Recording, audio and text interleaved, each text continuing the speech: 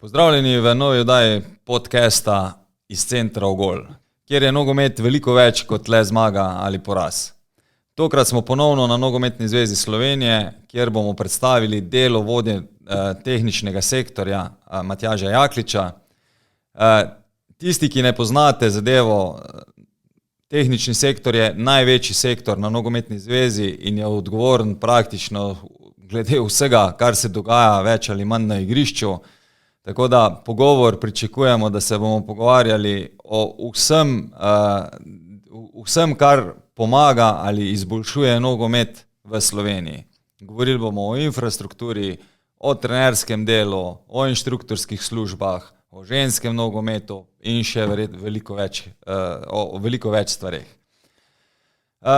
Hkrati naj vas še enkrat povabim, da tisti, ki se vam zdi projekt dober, se pravi podcast o nogometu na takšnem nivoju, strokovnem nivoju, kjer vam predstavljamo vse možne aspekte, kako bi lahko ali izboljšali nogomet ali pa kaj se dogaja znotraj nogometa.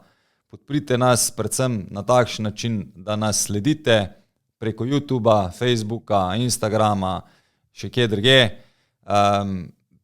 S tem boste naredili nam veliko uslugo, kjer bomo lahko potem tudi začeli s kakšnimi še dodatnimi projekti.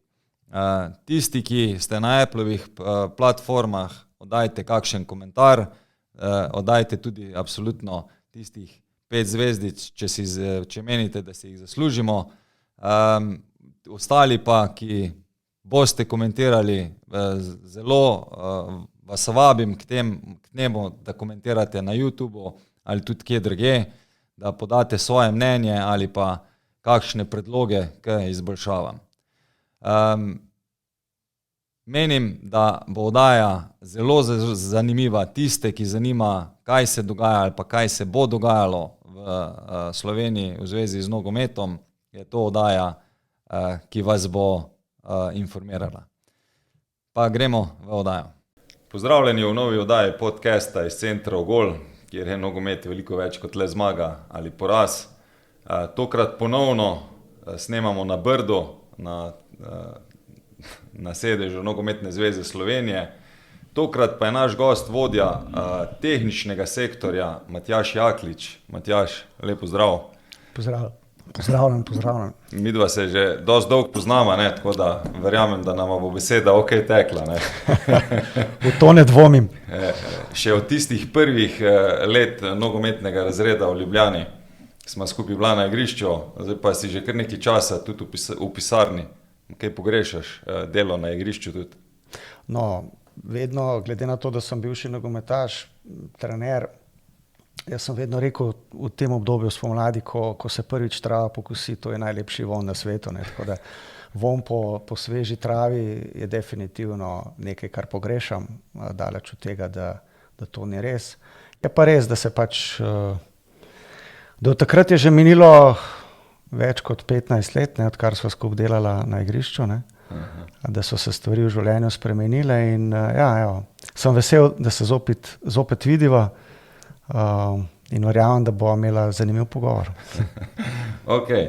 Prevzel si, zdaj si že koliko let vodja tehničnega sektorja? Zdaj že se pravi od leta 2012, ko je prišlo vabilo iz strani vodstva Nogometne zveze, če bi prevzel to funkcijo od mojega predhodnika Matjaža Jakopiča, ki ob tej priložnosti lepo pozdravljam in se mu zahvaljujem v bistvu za vse, kar je naredil v tistem obdobju svojega delovanja na Nogometni zvezi. Moram reči, da glede na to, da sem po igralski karieri bil tudi aktiven trener, da odločitev, da pridem na Nogometno zvezo, ni bila lahka, ker bilo je veliko dilem, ena izmed teh je bila ravno to, kar si rekel, Igor. Se pravi, če deluješ na Nogometni zvezi, pomeni, da si transparenten, da deluješ v interesu vseh nogometnih klubov v Sloveniji in je to pomenilo hkrati tudi, da enostavno kot trener ne moram več delovati v kateremkoli klubu v Sloveniji. Kaj to zdaj pomeni, da imaš spomladanske jutranje rutine, tu za mano so dol ta naša 3 igrišča, si malo sprehodiš pa nadihaš, preden prideš v pisarno? No, moram reči, da imam izredno srečo ali pa imamo izredno srečo, da lahko delujemo v takem okolju, kot je tukaj na Brdu. sredi narave. Glede na to, da je naš delovnik v bistvu, da ne poznamo časovne omejitve delovnika, glede na to, da nogomet se igra med tednom in med vikendi in da je ogromno dela za postoriti, da si včasih vzamem pa res kakšnih 15-20 minut za sprehod po Brdu, da se v bistvu po domače povedano napolnim z baterijami in da lahko delam naprej. Mislim, da je to ena taka velika prednost, ki jo tudi kolegi iz drugih držav, ko pridejo sem, takoj opazijo in v bistvu so nam kar malo fovš v narekovajih glede tega. Ne. Ok, dej, a nam poskušaš v bistvu, da jaz ne sprašujem več čas, na kratko predstaviti, koliko velik je ta sektor, ker tisti, ko ne vejo, to je največji sektor na Nogometni zvezi Slovenije, tako da bomo verjetno ugotovila, da zaradi tega si tudi velikokrat odsoten z Brda, ne, da si ne moreš zjutraj sprehajati potem tu okoli. Ja, sej, to je bil tudi mogoče razlog, ko sem dobil ponudbo leto 2012 za prevzem te funkcije, v bistvu sem si res vzel veliko časa, 9 mesecev sem si vzel časa, da sem razmislil, ker je v bistvu obseg dela in pa raznolikost dela takšna, da v bistvu dejansko zahteva celega človeka. Tehnični sektor je v bistvu eden izmed sektorjev na Nogometni zvezi, je pa edini, ki je v bistvu direktno povezan z igriščem, ne, se pravi z samo vsebino, z samim nogometom. Ne. Poleg tehničnega sektorja so tukaj še drugi sektori, ki delujejo kot podporni sektori. Je pa pomembno, da se med sabo, da sodelujemo, ne vem, če lahko omenim še druge sektorje, kot je mednarodno-pravni sektor, potem je sektor za organizacijo dogodkov, tekmovalni sektor, finančni sektor, in potem še druge, bom rekel, spremljajoče vsebine. Ko govorimo o tehničnem sektorju, ne, zdaj, če bi bili v neki proizvodnji, bi rekli, da v nekih tovarnah so tehnični sektorji v glavnem tam, kjer so traktorji, kosilnice in tako naprej. Ne. V športnih organizacijah je pa tehnični sektor v bistvu sektor, ki se navezuje ali pa povezuje konkretno z nogometom v vseh pojavnih oblikah. Ne. Se pravi, znotraj tehničnega sektorja imamo več oddelkov. Recimo, če začnem s tem največjim, najširšim, to je oddelek nogometa za vse, ki zajema v bistvu ves neprofesionalni nogomet. Ne. Se pravi, če začnemo od projektov, ki jih peljemo v zadnjih letih, spoznavanja z nogometom v nogometnih vrtcih, do projektov otroških nogometnih šol po klubih, potem do ligaškega tekmovanja v mladinskih kategorijah, do rekreativnega tekmovanja kasneje, veteranskega nogometa, potem so tukaj še raznorazni festivali, Rad igram nogomet, zimske lige in pa še druge pojavne oblike, ki jih skušamo nekako združevati, bom rekel, pod našo skupno blagovno znamko, če lahko tako rečem, nogomet za vse. Se pravi, skušamo v bistvu dejansko omogočiti vsakemu otroku, vsaki osebi, vsakemu odraslemu človeku, da ima možnost, da se lahko ukvarja z nogometom. Seveda se znotraj nogometa za vse imamo v zadnjih 3 letih smo začeli razvijati tudi programe družbene odgovornosti in pa okoljske varnosti. To pomeni, da se v bistvu nekako skušamo pomagati tudi tem različnim deprivilegiranim skupinam, od specialne olimpijade, slepih. Potem imamo tle programe, ki jih zdaj razvijamo v zadnjem obdobju za starostnike, se pravi program hodečega nogometa, ki ga pilotsko že izvajamo v enem MNZ-ju.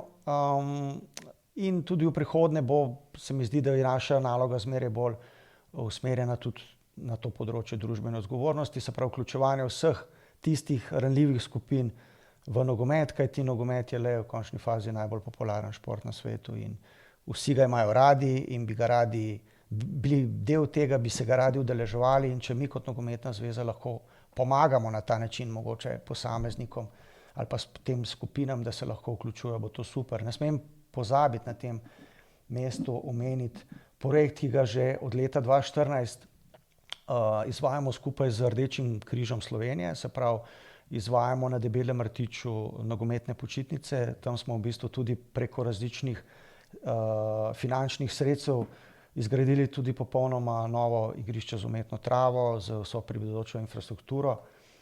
Tukaj se lahko zahvalim tudi UEFA, kjer je v bistvu Dvakrat smo kandidirali za sredstva preko EFINE fundacije in tudi dvakrat uspešno pridobili sredstva in vsa sredstva smo namenili za en del za razvoj te infrastrukture na Debelem rtiču, drug del pa za izvajanje nogometnih počitnic na Debelem rtiču. Mi zdaj že od leta 2014 vsako leto izvajamo z trenerji nogometne zveze 7 enotedenskih nogometnih počitnic na Debelem rtiču in tudi zagotavljamo tem otrokom tudi s pomočjo EFINE fundacije brezplačno udeležbo na teh počitnicah. Koliko otrok pa gre potem na take počitnice? Načeloma v eni smeni? Ja, načeloma smo pokrivali tam nekje od 120 do 150 otrok na letni ravni, ki so pa potem razdeljeni v različne časovne obdobja, kdaj prihajajo. Nekateri MNZ-ji so te otroke pošiljali med jesenskimi počitnicami, nekateri poleti, nekateri med majskimi počitnicami, ampak tukaj nekje ta številka se giba med 120 pa 150 otrok na letni ravni. Poleg tega pa seveda to pa že vsa ta leta pa izvajamo te nogometne počitnice tudi za tiste otroke, ki prihajajo na rdeči, se pravi na Debeli rtič zaradi zdravstvenih težav. Vemo, da je lega Debelega rtiča ravno taka, da je v bistvu to področje zelo v bistvu, bom rekel, pozitivno deluje na zdravje. Otroki imajo razne alergije, za astmatike in ti otroci prihajajo tudi Tudi center je tako specializiran. Tako ja, in tukaj moram reči, da smo v teh letih vzpostavili res dobro sodelovanje in s tem bomo tudi nadaljevali v prihodnje. To je recimo eno izmed teh področji. Če gremo naprej, potem drugo področje je definitivno pomembno, zmeraj bolj pomembno je, to je področje trenerskih usposabljanj oziroma šolanja. Na tem področju smo v zadnjih 2 letih naredili velik korak naprej za samo reorganizacijo usposabljanj. Tudi kadrovsko smo se kar okrepili. Naš cilj je, da v bistvu poskušamo nekako vsem tem našim novim trenerjem, ki prihajajo, dati najnovejše informacije z področja nogometne igre in da jih okrepiti s tem znanjem, z namenom, da bodo oni čim bolj kvalitetno delovali v svojih sredinah, kar pomeni, da bodo v bistvu tudi naši otroci, kar se tiče nogometnega znanja na višjem nivoju. Naslednje področje je področje ženskega nogometa, ki je v bistvu v tem obdobju zdaj zelo aktualno. Ženski nogomet se razvija po celem svetu. Jaz lahko rečem, da ravno v prejšnjem tednu je izvršni odbor sprejel tudi strategijo ženskega in dekliškega nogometa za naslednje 5-letno obdobje. Želimo narediti korak naprej tudi na tem področju. V letošnjem letu smo imenovali 4. reprezentanco žensko, se pravi poleg ženske reprezentance, ki v zadnjih 2 letih dosega res lepe rezultate in je tudi na FIFIni lestvici zgodovinsko na najvišje do zdaj, pa do naših mlajših reprezentanc, mladinskih U19 in kadetske U17, imamo zdaj še reprezentanco U15, to je v bistvu najmlajša reprezentanca. Namen tega ustanovitve te reprezentance je bil ta, da poskušamo dekletom nekako pomagati tudi skozi te reprezentančne aktivnosti, da bodo še bolj kvalitetne, da bojo dobile tisto potrebno motivacijo, v katero smer je potrebno iti. Sem pa zelo vesel, da je zmeraj več deklet, teh mladih deklet, ki prihajajo, v bistvu dejansko tudi želijo v prihodnosti živeti od nogometa. Se pravi, želijo postati profesionalne igralke, kar pa je v bistvu, bom rekel, zelo pozitivno. Seveda na področju ženskega nogometa imamo tudi druge izzive, to je ta klubski nogomet, kjer smo imeli v preteklosti kar nekaj teh nosilnih klubov v Sloveniji, ki jih danes ni več. Se pravi, Igor, ti prihajaš iz Velenja, veš, da je bil tam zelo dober klub Škale. Imeli smo na Dolenjskem Krko, ŽNK Krka, ki je v preteklosti igrala tudi v Champions League.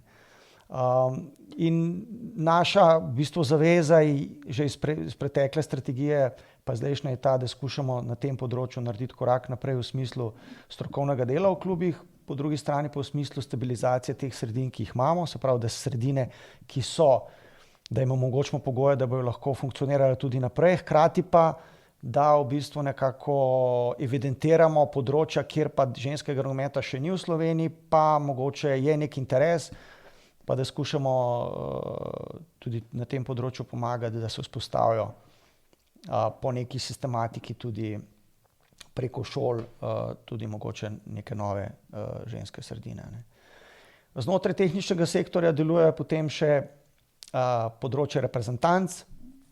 Od leta 2020 sicer so moške reprezentance ločene, so v posebnem sektorju, medtem ko so ostale reprezentance, tako ženske kot pa futsal reprezentance, kot sam futsal, pa so pomembne in so znotraj tehničnega sektorja. Mogoče na področju futsala, futsal je zanimiv šport, je dvoranski šport. Midva sva oba malo že starejša, pa sva nekako oba zrasla na ulici, kjer smo igrali 1-1, 2-2, tega danes ni več, te igre. Veliko smo preigrali tudi, bom rekel, tega malega nogometa, ko je bila zima. Na tem področju, na področju futsala smo imeli tudi neke slabe izkušnje iz preteklosti. V lanskem letu recimo futsal klub Litija zaprl vrata, ki je bil nosilc v slovenskem prostoru dolga leta, ne. Kar ni dobro, zagotovo, po drugi strani pa na tem reprezentančnem delu dosegamo uspehe. Reprezentanca je, se mi zdi, da je že zdaj se uvrstila v drugi krog kvalifikacij za uvrstitev na svetovno prvenstvo. Prvič se je tudi mladinska reprezentanca v futsalu uvrstila zdaj na evropsko prvenstvo, ki bo v letošnjem letu na Hrvaškem. Imamo futsal žensko reprezentanco, kar lahko rečemo, da je v bistvu tudi na tem področju, na področju ženskega nogometa lahko rečemo, da je to nek korak naprej. Ne. Poleg tega pa seveda ne smemo pozabiti na znotraj ženskega nogometa smo v sezoni 14-15 začeli z projektom ženskih nogometnih oddelkov, ne. Bom rekel, brez kakršnekoli podpore kateregakoli, bom rekel, zunajnega deležnika.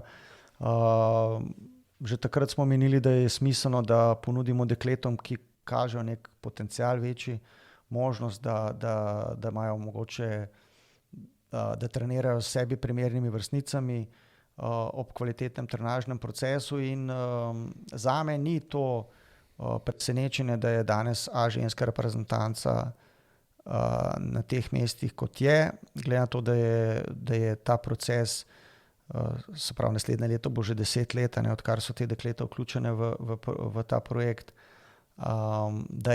da daje pozitivne učinke, ne. In iz tega vidika se mi zdi, da je to pozitivno in pohvalno. Seveda so vedno še kje kakšni izzivi za prihodnje, ampak jaz mislim, da začeli smo z 9 puncami, danes jih imamo 40, interesa je zmeraj več. Od teh 40 deklet je danes 30 deklet tudi v teh mlajših reprezentancah.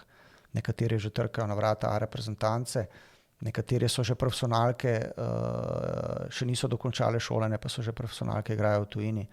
Tako da ja, ampak še enkrat, ne, se pravi, naloga tehničnega sektorja ni samo ta reprezentančni del, ampak je tudi klubski del, ne. In potem seveda, pa na koncu omenim še projekt, ki pa sva ga v bistvu, v katerem sva pa oba midva skupaj delala, so pa moški nogometni oddelki, ki bo letos, se mi zdi, praznoval že 25-letnico, ne. In vesel sem, da je ta projekt še vedno živ, da hkrati sem pa žalosten, da nismo mogli v klubih ustvariti teh pogojev. Kar je bil primarni cilj. Kar je bil primarni cilj, da bi mi rekli, ok, ne potrebujemo več nacionalnega nogometnega oddelka, imamo klube, ki imajo dovolj denarja, da lahko ustanovijo akademijo in kar bi bilo seveda po naravni poti boljše za te fante, ne, bi bili v svojih sredinah s svojimi prijatelji, igrali bi tekme z njimi. Ampak tukaj je potrebno gledati tudi potem ta individualni razvoj igralcev in pa seveda priprava potem na ta profesionalen nogomet. O tem bomo tudi še malo poskušala. Zdaj, zelo veliko v bistvu je noter tematika. Lahko sam tu, glede na to, da si več ali manj razložil stvari, kaj pomeni klubski nogomet? Kje se, rečemo, tvoj sektor noter vključuje konkretno v klubski nogomet? Ja, tukaj se mi zdi zelo pomembno, da omenim eno stvar, ki jo, se pravi, nisem prej omenil. Znotraj mladinskega nogometa imamo tudi v bistvu inštruktorsko službo, ne. Inštruktorska služba NZS je v bistvu sestavljena iz 10 inštruktorjev, ki delujejo po vseh MNZ-jih, no. In vsebina teh programov se direktno navezuje na klube. Zdaj smo v obdobju, ko pripravljamo razvojni program NZS za obdobje za starostne skupine od U7 do U13, ravno ob koncu leta smo izdali učni načrt za delo z najmlajšimi do 7 let. In tukaj je naša vloga zelo pomembna, kajti ocenili smo, analizirali smo situacijo v sredinah. Mi imamo problem, da to smo naredili tudi skozi kategorizacijo, da ni, bom rekel, pa ne mi moji kolegi v klubih oprostijo, da imamo malo primerov, kjer imamo dejansko ta strokovni del dosti dobro razdelan po vertikali. To pomeni, če pride otrok v klub, da se točno ve, kaj bo delal pri 7, 8, 9, 10, 11, 12, 15 letih, ali če gre on iz tega kluba v nek drug klub pri 10 letih, da bo tam nadaljeval naprej. Ne? To je, se pravi, naša temeljna ideja je, da skozi ta strokovni program v bistvu pomagamo trenerjem, da bodo ciljno usmerjeni pri svojem delu z otroci. Ko mi govorimo o nogometnih šolah, ne, jaz pač glede na to, da v šoli delam, imamo zelo eksplicitno kurikulume določene strani ministrstev. Večkrat je bila že tudi ta diskusija, ne, o modelu reprezentanc, pa modelu dela reprezentanc, pa kako bi mogoče nek skupni model postavljal tudi znotraj slovenskega prostora. A je sploh varianta, ti vidiš rečemo neko možnost, da bi na celotnem nivoju slovenskega nogometnega prostora mi ustvarili ravno to zdaj idejo. Se pravi, da mi vemo, do U11 more, ne vem, iz skupinske taktike igralec poznati reševanje igre 2-1 in da vsi rešujemo igro 2-1 na podoben način. Ali je to faza branjenja, ali se pravi kontra varianta igra 2-2. In tako naprej in tako naprej. Ker mi načeloma, glede na to, da sem bil v tem usposabljanju trenerjev zdaj 20 let, mi načeloma program imamo narejen. Ampak potem, ko prijemo mi v klube, vsak klub nekoliko drugače deluje, ali pa drugače rečemo, mi se borimo za avtonomijo trenerjev. Meni se je tudi zdelo, ko sem začel, da bi potreboval zelo velike avtonomije. Se mi zdi, da bolj, ko sem šel proti nekem zrelem letom trenerstva, se mi zdi, da bi bilo veliko lažje nam vsem, če bi mi vedeli točno, in da jaz dobim igralca, konkretno, ne vem, pri U15, da se jaz ne ukvarjam, ali on znal udarjati z levo ali pa desno nogo, ali razume on igro, ne vem, igro, karkoli pač v igralnih oblikah, ko igramo, ampak da so ti principi znotraj te igre, govorimo, ali so to prehodi, kaj pomeni prehod, kaj pomeni, tako kot se rekel, reševanje igre 2-1, širina, razporeditve in tako naprej, Ker to tudi malo v provokaciji, pač se mi zdi, da mi smo šli v igro, mislim, te mlajše kategorije, v igro 4-4, U9, pa potem smo pustili 7-7, U11, pa šli na igro U13, 9-9, da prijemo do igre 11-11. Ampak ponovno, se pravi, še en tak pod vprašanje, pa ti dam pol, da tvoje, kaj ti meniš o tem, Meni, ko sem bil na tej izmenjavi Stadi Grupa, so Belgijci zelo lepo predstavili, kaj pomeni igra 4-4, 7-7 do 11-11 in kako bi se dodajali igralce. Jaz, ko gledam danes, ne vem, ali svojega sina, ko igra to igro 4-4, ker je U9, ali gledam kjere druge klube, jaz ne vidim teh nadgradenj, teh osnovnih rombov, rečemo, ki bi ponudila igra 4-4. Ja, razumem tvoje vprašanje, tvoje razmišljanja. Mi smo izhajali iz drugega konca. Mi smo rekli, se pravi, glede na to, da so to v strukturski službi ljudje, ki so več ali manj bili vsi na terenu, so delali, so bili v klubih, mi smo dolgo razmišljali, kaj ne vzamemo kot izhodišča. Se pravi, tle se gre za preplete enih, bom rekel, debat iz večjih zornih kotov in smo izhajali iz stališča, da če mi pustimo trenerjem, da delajo vsak po svoje, bomo naredili manj škode, kot pa če jim damo neko jasno usmeritev. Ne. Skozi učenje otrok, skozi posamezno starostno skupino. Seveda mi lahko zdaj ta razvojni program pripeljamo do neke starosti v 13, ne. Potem gremo pa na velik nogomet. Ne. Ko gremo pa mi na velik nogomet, predno bomo šli pa mi na velik nogomet, na 11, bomo pa mogli vprašati o tem, kar si ti mene na začetku vprašal. Ali mi želimo imeti nacionalni model igre in nacionalni model igralca. Ne? Zdaj, jaz bom tako rekel, ne, vse resne države to imajo. Vse resne nogometne države to imajo.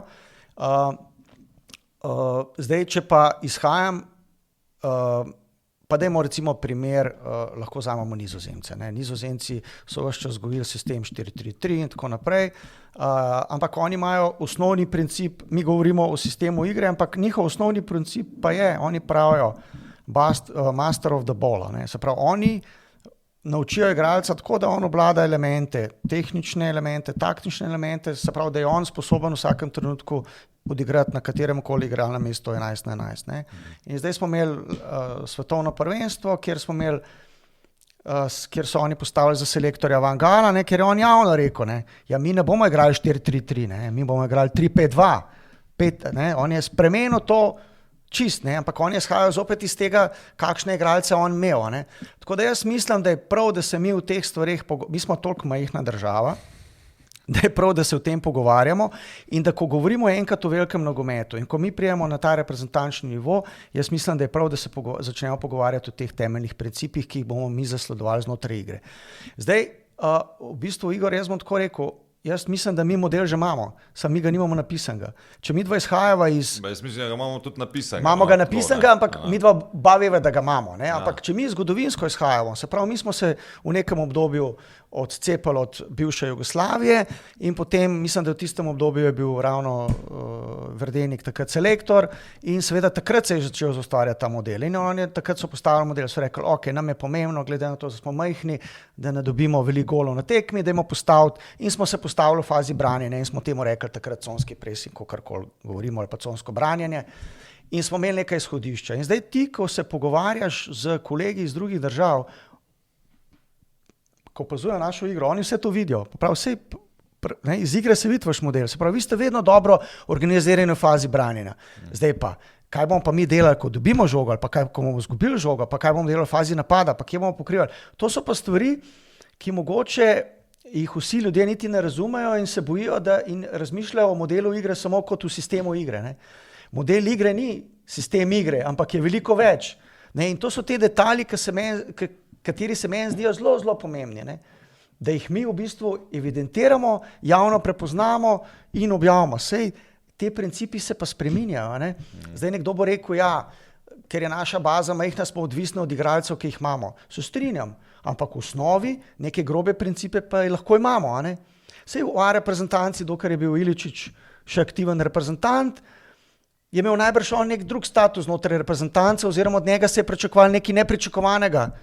Ne? In tako da jaz ne vidim nič slabega v tem, da se pogovarjamo o tem in da pridemo do nekega širšega konsenza. Jaz govorim o principih bolj, ki bi jih igralce ne naučil. Ne? Se pravi, da mi ves čas imamo trend, ne vem, nekega pozitivne agresivnosti, presinga, dosti hitrih prehodov, pa veliko, ne vem, teka, zdaj karikiram. Ne? Ampak ko govorimo, na kakšen način bomo pristopili k samemu trenažnemu procesu, se meni zdi zelo ključno, zato sem rekel, pa šolski kurikulum je jasen, ne?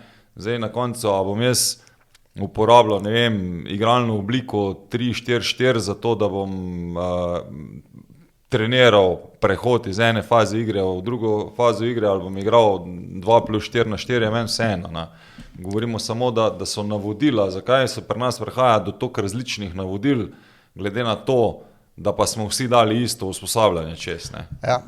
No, to je pa zdaj v bistvu ta bistveno sporočilo, ki ga želimo dati s tem razvojnim programom. To je naša usmeritev. Ne, to je naša usmeritev, jasno postavljeni cilji v posameznih starostnih skupinah, kako bo pa posamezen trener prišel do tega cilja, s katerimi vajami.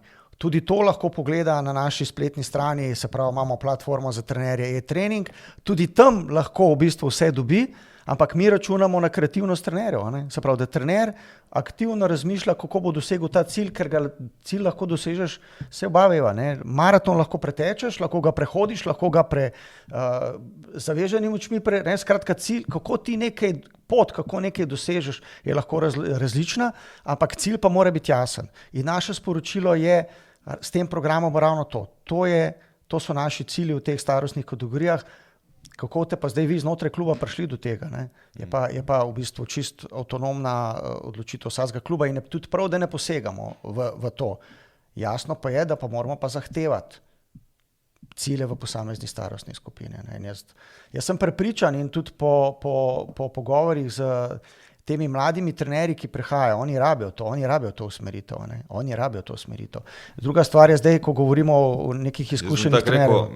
Brez zamere, ampak rabimo tudi starejši trenerji, zaradi tega, ker je toliko novosti zraven prišlo. Ker tisto, kaj je bilo 20 let nazaj, jaz vedno dam primerjavo, današnji bolid Formula 1 verjetno ne more več.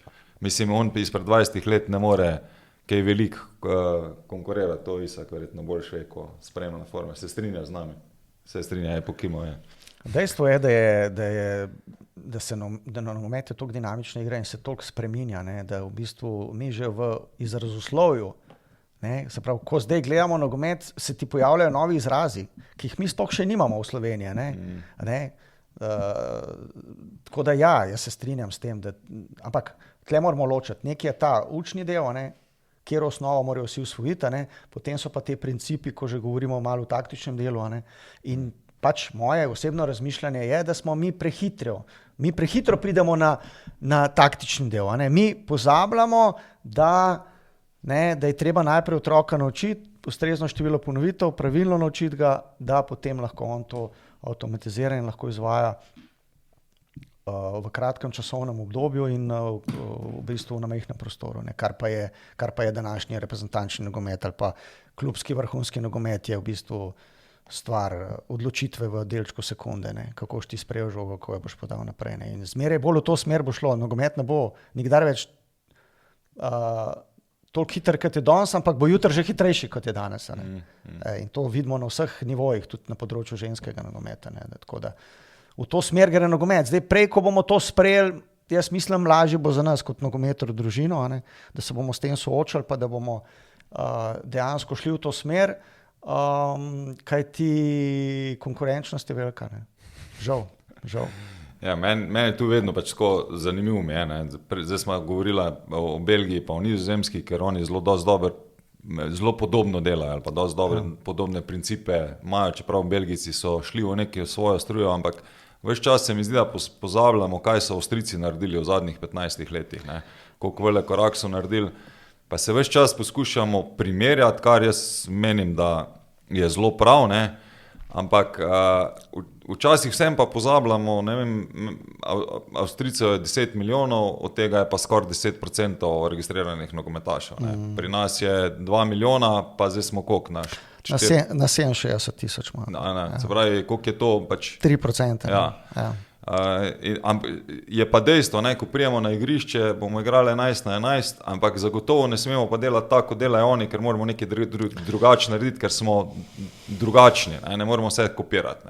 Zato je vedno ideja, kakva bi bila nova ideja, kaj bomo mi drugače naredili, ker bomo morali pa skupaj delati.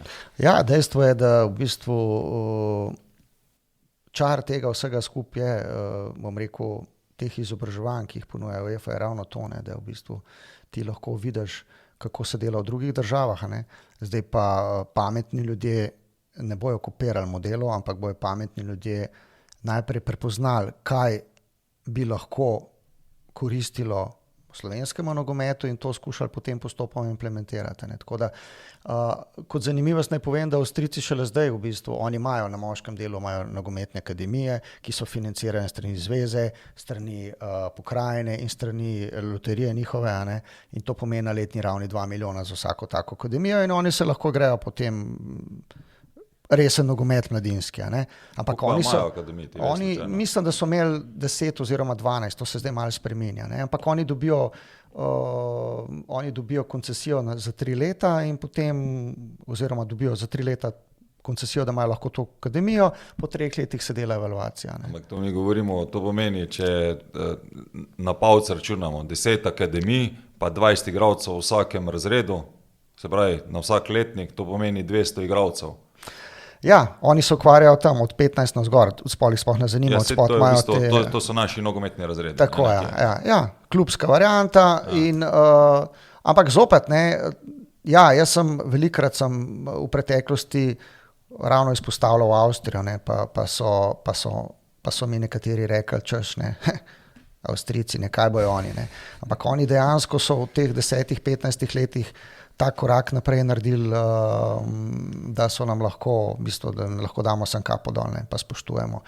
In se strinjam. In jaz osebno pogrešam to, da gledamo države, ki grejo naprej, pa da se prevečkrat oziramo nazaj na države bivše Jugoslavije, ki imajo tudi države bivše Jugoslavije nek svoj, ogromno nekega talenta, vidimo, kaj Hrvati delajo, čestitamo jim za to, kar so naredili, to je super dosežek, da si ti v svetovnem vrhu toliko časa, super in to spoštujemo, ampak mi moramo neko svojo pot iti, ampak to pot gremo lahko samo, če smo enotni, če se skupaj odločimo, in da to pol tudi zagovarjamo, in da ne kažemo s prstom ena drugega, ampak da poskušamo v bistvu premakniti to zadevo in to poskušamo preko teh projektov tudi delati.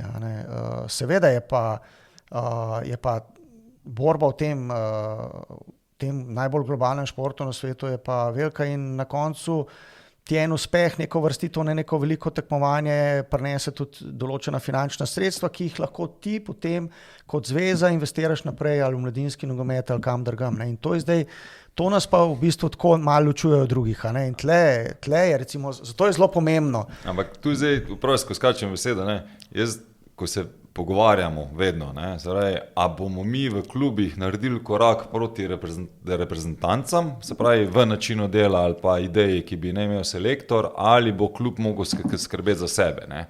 Ker vseeno, jaz ne morem iti mimo tega, da nogometna zveza v bistvu so klubi, vsaj meni se tako včasih zdi. Se pravi, mi smo eno in isto, če veš, kaj hočem reči. Ja, razumem, Ampak na drugi strani, pa to, kar si zdaj izpostavil, klub reče, važno je, da jaz za sebe poskrbim, ne zanima ga, rečemo, reprezentančni del. Vem, ker sem bil 5 let tudi kot trener v reprezentancah, se nam je tudi to dogajalo, na drugi strani bi pa klub vedno pričakoval, a zelo veliko denarja v bistvu se vrti pa ravno tu, na reprezentančnem nivoju, kjer pač ti od teh nagrad, ki jih potem da UEFA ali pa FIFA, lahko ponovno pridobiš, ampak moraš imeti pa kvalitetno reprezentanco. Ja, to je res. Mi smo do tega COVID časa smo v bistvu zelo veliko pozornost posvečali tudi klubom. V okviru tehničnega sektorja smo 2-krat letno imeli seminarje za vodje mladinskih programov prve lige in druge lige z kadetskimi in mladinskimi trenerji in to bomo nadaljevali tudi v prihodnje. Namen teh seminarjev je bilo ravno to, da se v bistvu te trendi, sodobni trendi nogometne igre skozi reprezentance, da se prenaša pa na klubski nivo in to je ta usmeritev in še enkrat jaz pravim.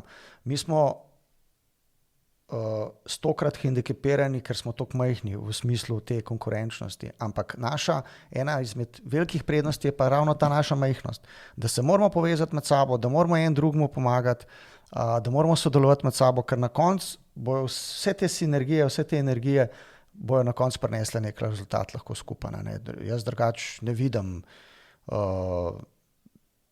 sploh si ne predstavljam, da bi bili klubi nekaj, zveza pa nekaj. To je v večjih nogometnih državah, kjer imajo tudi v bistvu prvoligaši svoje združenje, ki, ne vem, Anglija ima svojo ligo, Bundesliga ima svojo organizacijo, ki vodi tekmovalni del, ki je čisto popolnoma neodvisna od zvez, recimo.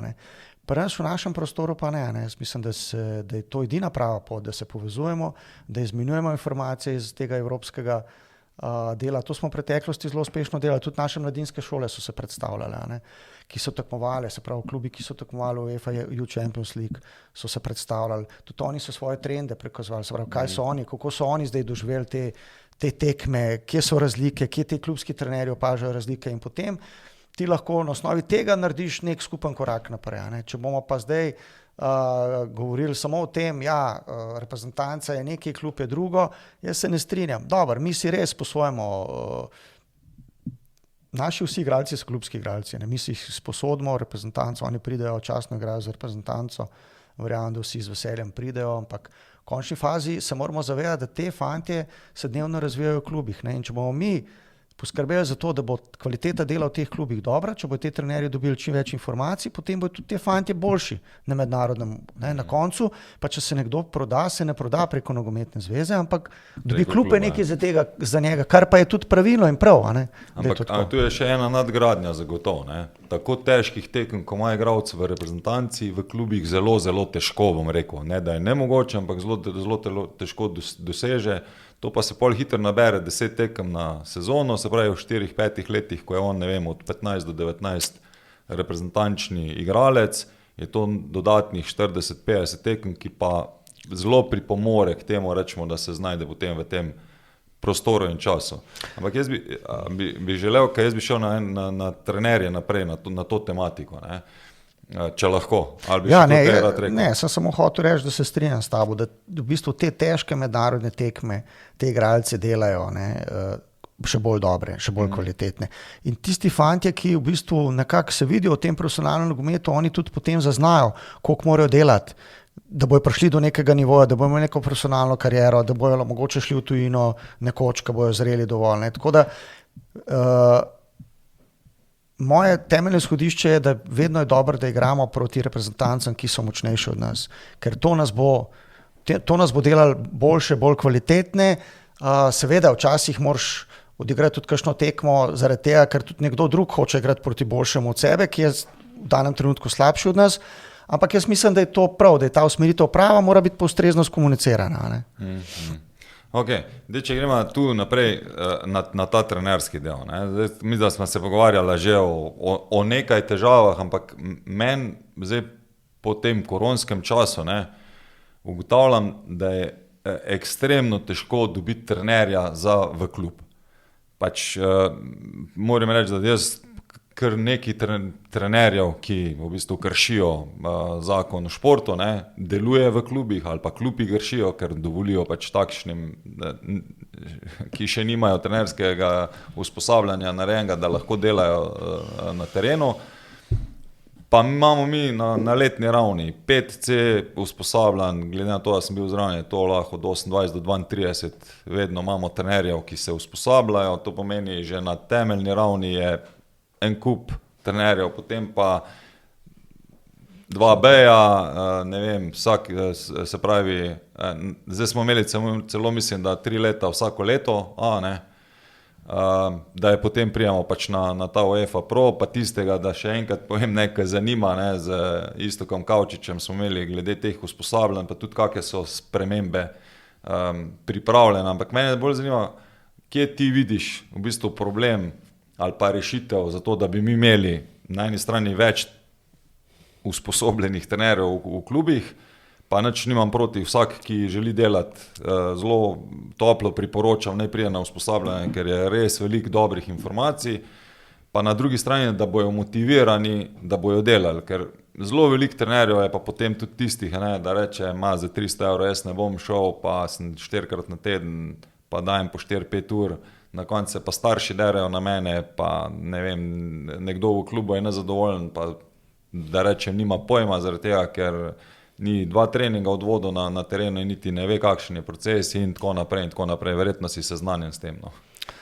Ja, se pravi, moramo povedati, da v bistvu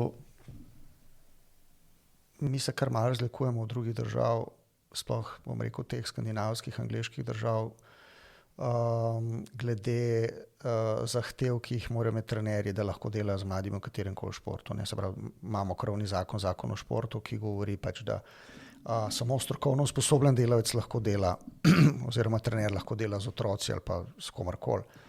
V tujini, v teh državah tega ni, se pravi, v teh državah delajo z otroci do 13 let v bistvu volonterji.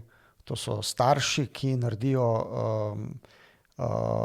nek hiter tečaj, 6 do 8 ur traja, strani zveze dobijo program dela, potem imajo obdobja, ponavadi imajo znotraj kluba nekoga, ki je odgovoren za te volonterje, in oni delajo. Ne? In se v bistvu v teh velikih državah se s to maso z mladimi nihče ne ukvarja. Ne?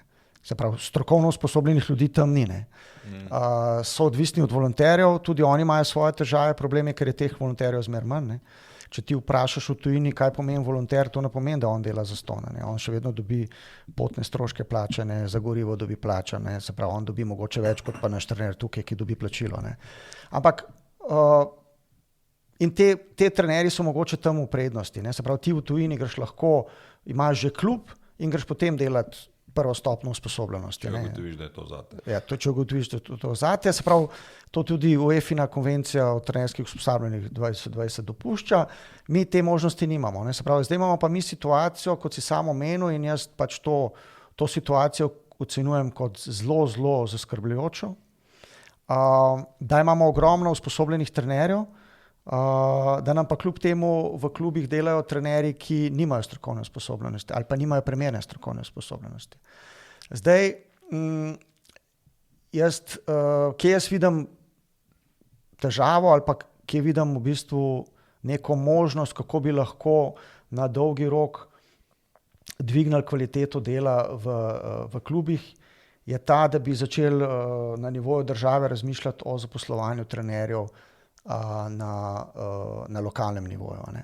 Se pravi, mi imamo že vrsto let projekt, ki ga tudi ti sam dobro poznaš, ne, v okviru Ministrstva za šolstvo in šport, to je projekt nacionalnih panožnih športnih šol, kjer so preko države zaposleni trenerji, ki delujejo mislim, da je zdaj jih je 120. V bistvu so sami zaposleni, ampak so v pogodbi z nacionalno zvezo. Pa ne, niso več, njihov status se je spremenil. Ne, oni so že zdaj že 8 leto, mora biti redno zaposleni. Jaz sem bil v tej tripartitni pogodbi. To se je spremenilo, se pravi, oni so redno zaposleni, se pravi, ti naši kolegi, ki delajo v projektu nacionalnih panožnih športnih zvez, so redno zaposleni.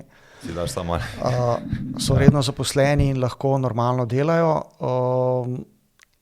Mislim pa, da to je opažam, da je to trend v bistvu. To govorimo 120 trenerjev za vse športe. Govorimo za vse športe. V okviru nogometne zveze iz te kvote jih 11 zaposlenih v okviru tega projekta. 4 v okviru moških nogometnih oddelkov, 1 v okviru ženskega nogometnega oddelka oziroma 2 in potem še ostali inštruktori, ki delujejo v okviru inštruktorske službe. V bistvu klubi nimajo nobenega praktično. Ne, klubi nimajo, zaradi tega, ker niti ne morejo imeti, ker v bistvu so pogoji ministrstva taki, da se dela na nacionalni ravni. Ne. Klubi ne morejo biti kandidati. Ker jaz sem bil takrat v Celju zaposlen. Se pravi, ta projekt se je razvijal s časom in so se v bistvu tudi pogoji so se spremenili. Ne. Zdaj, mogoče predno ti odgovorim na to vprašanje, kje jaz vidim rešitev, ti povem še eno zadevo. Mi smo v bistvu v zadnjih 2 sezonah smo naredili analizo, ki je bila vezana na igralce, ki igrajo v prvi slovenski mladinski ligi, pa kadetski, in igralce, ki so reprezentanti v 17, v 19, v 21 reprezentancah bili. Zanimalo nas je, kateri je bil njihov prvi klub in kdaj so oni šli iz teh svojih matičnih klubov v te večje nogometne sredine mladinske. Ne. In ugotovili smo, da je največ teh prehodov se zgodil pri 14 letih, pa pri 15 letih. Ne. Zakaj ti to govorim? Zaradi tega, ker se mi zdi zelo, zelo pomembno, nekje okrog 65 do 70% teh igralcev je prišlo iz drugih sredin. Se pravi, oni niso bili igralci niso že od začetka bili v večjih mladinskih sredinah, ampak so prihajali iz drugih klubov. Zakaj ti to govorim? Zaradi tega, ker v bistvu se moramo vprašati, kaj lahko naredimo da bomo ustvarjali boljše pogoje za bolj kvalitetno delo v teh manjših sredinah. Ne? Ker če nam bo ta baza, manjše sredine, če nam bodo ponikale, potem tudi te večje mladinske šole ne bodo imele več kje jemati. Ampak tu je še vedno cilj, se pravi, povečevanja števila igralcev, ne? Verjetno. Ja, seveda, ja. Ker to je po moje tudi, se pravi, da ko govorimo o bazi, da je čim večja baza pomeni čim več igralcev, ne? Ja, ampak ravno to hočem povedati, Igor, ne? Se pravi, če boš ti ustvaril pogoje, da boš lahko zaposlil trenerja v nekem manjšem klubu, in ga boš tripartitno financiral strani države, lokalne skupnosti in pa kluba, boš ustvaril pogoje, da bodo te igralci ostali do 13-14 let v svojih sredinah, se pravi, odpadejo vožnje staršev v druge klube, otrok bo imel kvaliteten trenažni proces, imel boš jasno strategijo strokovnega dela, ker bo ta človek odgovoren za cel otroški del, se pravi od U15 pa navzdol, in ti boš te fante lahko v tej domači sredini razvijal, hkrati boš pa lahko tudi razvijal množičnost, ker bo kvalitetno delo, bo lahko še več fantov prihajali v te sredine in boš imel bazo močno, potem pa ne gre iz te baze naprej, ne grejo fantje v večjo sredino. V bistvu hočeš reči to, kar jaz tudi govorim, ne? Pa zdaj lahko rečeš, da se ne strinjaš, dober trener bo vedno imel dovolj igralcev. Tako je. Ampak ta dober trener mora imeti tudi motiv, zakaj ostane v neki sredini. Če imamo pa mi zdaj dobrega trenerja v neki sredini, kjer je res kvaliteten ta trener, pa ni plačan za to pošteno, tako kot bi mogel biti, potem pa ta dober trener gre iz te sredine, gre v večjo sredino in v teh malih sredinah nikdar več ni teh, bom rekel, dobrih trenerjev ali pa zmeraj manj jih je. Se pravi, ker v osnovi imamo mi dovolj trenerjev. Mi imamo dovolj trenerjev, problem pa je, ali res najboljši delajo z mladimi igralci. In mi moramo do 15 leta starosti so ključna leta, tam se igralci naučijo 90% vsega. Potem so samo še finese naprej, v taktičnem smislu in tako naprej. Ampak do tistega leta morajo te igralce imeti pod nadzorom kvalitetni trenerji, ki so tudi pedagogi, da znajo pristopiti do njih. Ne samo, da so strokovno močni, ampak da so tudi kvalitetni. In tukaj jaz vidim neko rešitev za poslovanje teh trenerjev in na ta način bi lahko potem pa šli korak naprej, pa bi rekli, ja, okej, dajmo ločiti kvalitetnega od manj kvalitetnega, dajmo dobrega trenerja zaposliti, tistega, ki ima potencial, ki kaže zanimanje, ki je nadarjen za delo z otroci. In tako bi lahko to ocenjeval potem? Trg naredi svoje. Če ti lahko, če imaš ti možnost izbora med tremi, ne glede na to, na finančni znesek, potem boš vedno izbral najboljšega. Ker je to tvoja odgovornost kot sredina. Če pa ti nimaš te možnosti finančne, potem boš pa vzel mogoče tistega, ki je najceneje. Jaz tu rad poudarim, da tisti, ko mislijo, da trener, ko dela v klubu, pa dobi 300 evrov plačila, za mene je on še vedno sponzor kluba.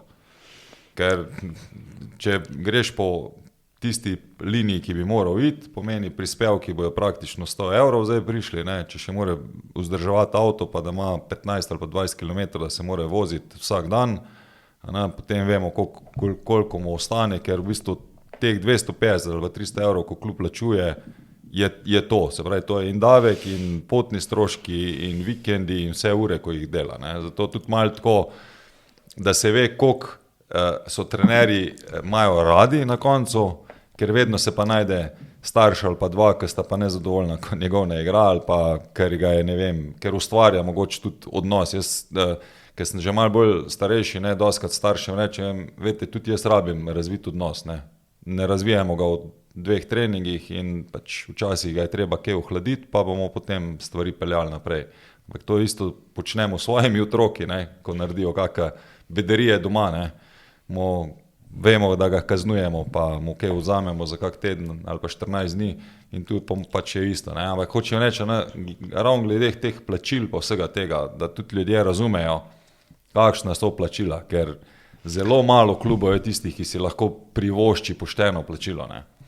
Mislim, da si že sam odgovoril na vprašanje, ki si ga prej postavil, zakaj delujejo v klubih neusposobljeni trenerji. Zato, ker tisti, ki so usposobljeni, so ugotovili točno to, kar si ti prej rekel. Ne? Ker nočem biti več sponzor tega kluba, ker imam svojo družino in bi rad vikende preživljal svojo družino. Tako da jaz v bistvu, pa nočem biti pesimist, no, ampak jaz mislim, da moramo to temo širše nasloviti, ker to se pojavlja v vseh športih, to ni samo nogometa. Ne? In šport, pa ne zagovarjam jaz profesionalizma, ampak če želimo, da bodo otroci ostajali v športu, potem dajmo jim zagotoviti možnost, da se v svojem okolju rekreirajo. Ker delo starše je pa vsako leto težje. Ne? Se strinjam. To je zdaj on del, ko jaz pravim, ni problem otrok na igrišču, ne? Problem je starš ob igrišču, ne? Ali pa potem v pisarni ali kjerkoli drugje. Ja, ponavadi je žal, tako da je, ne, ampak so različni starši, ne smemo vse dajati v isti koš, ne, ampak včasih jim treba mogoče samo reči, pa dobro, kdo zdaj trenira, vi ali otrok. To ni izkušeni, že malo znajo. Ja. Ampak tu, koliko ti meniš, da je realno, da mi pridemo, ne vem, v okviru 5 let, da tudi država prepozna, da je nujno potrebno narediti korak tu naprej. Če bomo mi želeli imeti ne samo vrhunske nogometaše, ampak generalno šport ali pa zdravo populacijo. Jaz mislim, da slej ko prej, sam si spremljal najbrž tudi rezultate športovzgojnega kartona, videl si, kaj se dogaja.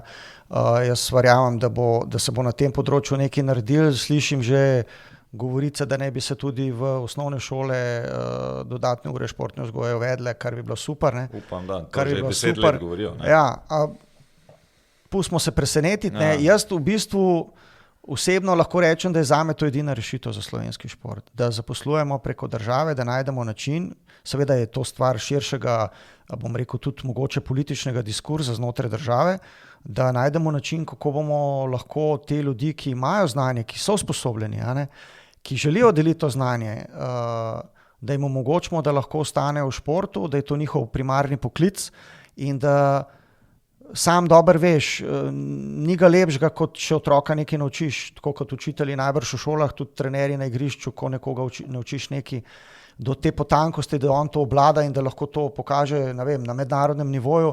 To je neko osebno zadovoljstvo in trenerji to čutimo, to neko osebno zadovoljstvo. Ne. Čeprav je ta otrok bil mogoče produkt 10 različnih trenerjev, ampak en del tega, bom rekel, čutimo vsi mi trenerji. Ne. Tako da jaz vidim to kot neko mogoče neko iluzijo, ampak jaz vidim to kot neko realno možnost kot si rekel, v naslednjih 5 letih. Jaz mislim, da bi mogli prej priti do te rešitve, ker drugače se bojim, da bomo imeli preveč objektov pa premalo otrok.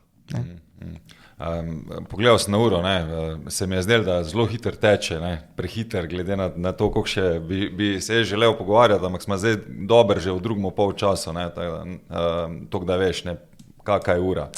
Ampak zdaj to, kar si nazadnje rekel, kaj to pomeni objekti. Jaz ne vem, zdaj bom karikiral, bil sem trener v Šmartnem, 2. liga, ni reflektorjev, kar pomeni po zimi, glede na dolžino dneva, kje boš treniral. Nisi profesionalc, treniraš, ne vem, na mali umetni travi, ker so tam pač reflektorji, ampak to ni realno, da si ti lahko ustvariš tisto tekmovalno okolje, se pravi, ki bi ga ti želel imeti, da bo 2. liga z mladimi, ki se bojo razvijali, ki bojo konkurenčni. Kaj pomeni to konkretno zdaj? Na kakšno je število igrišč? Ker mi vemo, da vem, da tu v Velenju rečemo konkretno, ko smo bili, smo se v določenih terminih umikali z umetne trave, zato da so rekreativne skupine lahko gor igrale, zaradi tega, ker je pač to prineslo tudi nekaj finančnih sredstev znotraj. Za zavod. Za zavod, za klub, za kakorkoli pa že. Se pravi, da smo, ker iz tega ven bi pa želel govoriti o tem, kaj pomeni to pa v tem nogomet za vse, kam bomo vse šli, ker zagotovo tu pa potem primanjkuje nogometnih igrišč. Ja, infrastruktura je, bom rekel, vedno bila nek pereč problem pri nas. Jaz lahko delim z vami podatki, mi imamo vse skupaj 545 igralnih površin, od tega imamo glavnih igrišč z naravno travo 245, z umetno travo 8, se pravi vse skupaj jih je to 253. To so dimenzije 100-102 do 60-62 metrov. Ne. Potem imamo pomožna igrišča, ki so manjših dimenzij, ampak še vedno so minimalne dimenzije 90x45, teh imamo 94, 51 z naravno travo, 43 z umetno travo in potem imamo pa še različne igralne površine, ki so manjše od teh dimenzij 90x45, tega imamo še 112. Ne. Ampak jaz vidim en ključen problem, bom rekel, Slovenija je zelo, kar se tiče infrastrukture, zelo različno bogata. Če pogledamo mi, ne vem, bom rekel, ta del Slovenije, ne vem, medobčinsko nogometno zvezo, recimo Murska Sobota, Lendava, ta del, ne. Tam je v bistvu dobesedno vsaka vas ima svoje nogometno igrišče, ne. Pa imajo drug problem, ne. Pa otrok nimajo. Pa ne bom hodil v detalje, zakaj nimajo, pa ne bom niti govoril, kako delajo s temi otroci, tisti, ki delajo, ne. Potem imaš pa eno Celje, eno Ljubljano, velik problem z infrastrukturo, ne. Velik problem z infrastrukturo. Jaz vedno razmišljam, glede na to, da sem v bistvu sam Ljubljančan, zdaj sicer ne živim v Ljubljani več, sem rastel z Olimpijo kot z nekim nosilnim klubom v slovenskem prostoru. In če me nekdo danes vpraša, a ima Olimpija kakšen, ko se temu reče, ne najdem besede zdaj. Trening center? Ne trening center, ampak ne najdem prave besede. Dušo, ne? Ja. Nogometni klub mora imeti dušo. Kdo pa naredi dušo? To pa naredijo igralci, mogoče bivši igralci. Mogoče igralci, ki so bili v mlajših kategorijah v teh selekcijah. Ne? In zdaj pri nas imaš problem, da imaš otroka, ki je v nekem klubu v svojem lokalnem okolju, v teh večjih sredinah do 15. leta, potem mu rečejo, ti nisi dovolj dober za našo sredino, ne? Pojdi drugam, ta otrok ali gre v drugo sredino, ne? Ali pa sploh ne gre, se pravi, on je bil pripaden temu klubu do 15. leta, potem mu je ta isti klub rekel, zdaj te pa mi ne rabimo več, ne moreš igrati v naši B ekipi, ker jo nimamo, v C ekipi, ker jo nimamo, niti v D ekipi, ker nimamo infrastrukture, ker nimamo trenerjev. In ti na ta način ne moreš ustvariti te duše kluba. Ne? In če greš ti v tujino pogledat, ne, imaš v tujini pri posameznih klubih imaš 3, 4, 5 igrišč. Ne? Vsak otrok lahko ostane v tem okolju celo svoje življenje. Če on ne želi pri 16 letih trenirati 3-krat na teden, ampak želi samo 1-krat na teden. On hodi v ta klub 1-krat na teden, igra tekmo mogoče 1-krat na 14 dni, ampak on hodi, pa njegova širša družina, oni hodijo na tekme članske ekipe in oni ustvarjajo to dušo tega kluba. Ne? Mi, mi tega nimamo, ne? In to v bistvu mi zapiramo tem ljudem, ki smo jih imeli toliko časa, kot del naše družine, zapiramo prostor. Jaz govorim dostikrat, niso to samo tisti, ki bojo, ne vem, navijači. Ne? Velikokrat so potem to tudi tisti, ki bojo delali za klub. Ne? Jaz moram reči, da pač tako malo, ko sem postal vodja nogometne šole v Velenju, jaz sem imel zelo hiter 5-6 mojih bivših igralcev, ki pač zaradi raznih razlogov niso bili več v profesionalnem športu ali pa sploh niso prišli do njega, ne? Ampak so naredili usposabljanje, nekaj je bilo trenerjev, nekaj je bilo fizioterapeutov, nekaj je bilo pač drugih delavcev, ne, v klubu, ampak oni so ostali, rečemo, do neke točke z klubom. Ne? In so se tudi, glede na to, da so odraščali v klubu, ne, so se zelo čutili del tega kluba. Pripadnik klubu. Tako je. Ja. Ampak ponovno, ne, pač spet neka izdanske situacija, ne, ker jaz ne bi želel reči, da sem za te 15-letnike. Ne. Zato sem rekel, da bi se mogoče navezal na nogomet za vse. Tam tudi veterani, pa oni starostniki praktično, ne, vse starostne skupine in igrajo. In kdorkoli pač je bil kadarkoli povezan s klubom, pride in igra. Ne, da se morajo sami organizirati, ampak klub v bistvu organizira in ponudi igrišče. No, vse v tem upam, da si me razumel. Sem hotel samo izpostaviti, ne. Pri nas je ta prelomnica v 15 kategorija, ker potem gre v kadete. Ampak ja, ti kot klub ponudiš možnost udejstvovanja vsem iz tega tvojega lokalnega okolja, da lahko pač pridejo v rekreacijo, igrajo, grejo v klubski bife, spijo pivo, se podružijo, pridejo v nedeljo na tekmo z družino, ne vem, oče spije pivo, otrok poje karkoli, hodok, karkoli in pusti spet ta denar v klubu, kupi majico, kupi dres, kupi ne vem kaj in tako se dela ta pripadnost in tako klub kot skupnost raste. Da dobiš tudi navijaško bazo. Ne, zato so meni recimo Angleži zanimivi, glede na to, da tam je res nogomet tradicija in ogromno Angležev navija za klube, ki igrajo v 5., 6., 7. ligi. Oni so pripadni temu klubu cel življenje, ker so tako zgojeni. Kljub temu, da on mogoče navija, ne vem, namesto za Liverpool, za City, on navija še najprej za svoj klub, ker pa City igra s tem klubom, on navija za svoj lokalni klub, ne za City. Ne? In se mi zdi, da mi kot država še nimamo tega tako, se mi zdi, da tako kot družba se počasi razvijamo, se tudi na tem področju počasi, ampak jaz imam tu vprašanje, a mi ustvarjamo nova igrišča ali mi samo reorganiziramo stara, ker jaz večinoma imam bolj občutek, da mi samo stara preplastimo, novih se pa zelo, zelo malo zgradi. No. Lej, tvoje, bom rekel, tvoje domneve delno držijo. V preteklosti je bil trend, sam veš, 10-15 let nazaj, ne, kar je bilo meni, jaz ocenujem, da je bila takrat zamujena največja priložnost. Ne. Takrat so prišle ven te umetne trave, ne, in takrat je bilo zelo moderno, da so se glavna igrišča dajale v umetne trave. Ne. Takrat smo mi v bistvu bom rekel, zamudili ta del, ne, namesto da bi rekli, ja, ne, novo dodatno igrišče mora biti, pa ga bomo dali v umetno travo. Ne. Zdaj se gre v ta princip, ne, da se proba. Problemi imaš v občinah, ki nimajo jasnih teh prostorskih načrtov, kam umestiti športna igrišča. Veš? Se pravi, ko ti pogledaš neko občino, ne, to je vse nekaj nametano. Ne? In neke te strategije v preteklosti ni bilo. Ne? In zdaj se pač rešujejo zadeve zelo parcialno. Ne? Definitivno pa nogometna zveza preko projektov Hat-Trick in tudi zdaj v novem tem razpisu bomo 6 milijonov dali za infrastrukturne projekte. Mi vsako leto razpišemo 500 tisoč evrov za infrastrukturne projekte. Ne? Tako da tukaj se ogromno vlaga, mogoče se to še ne vidi, po drugi strani se pa v glavnem vse že trži preko zavodov. Ne? Lastniki so zavodov teh objektov in je v bistvu igrišče, da ga danes dobiš ti igrišče, da kamor gaš lahko neko rekreacijo igrati, teh igrišče je zmer manj. Dostopnosti je zmer manj. Zdaj, pravim, ravno problem je tu. Ne?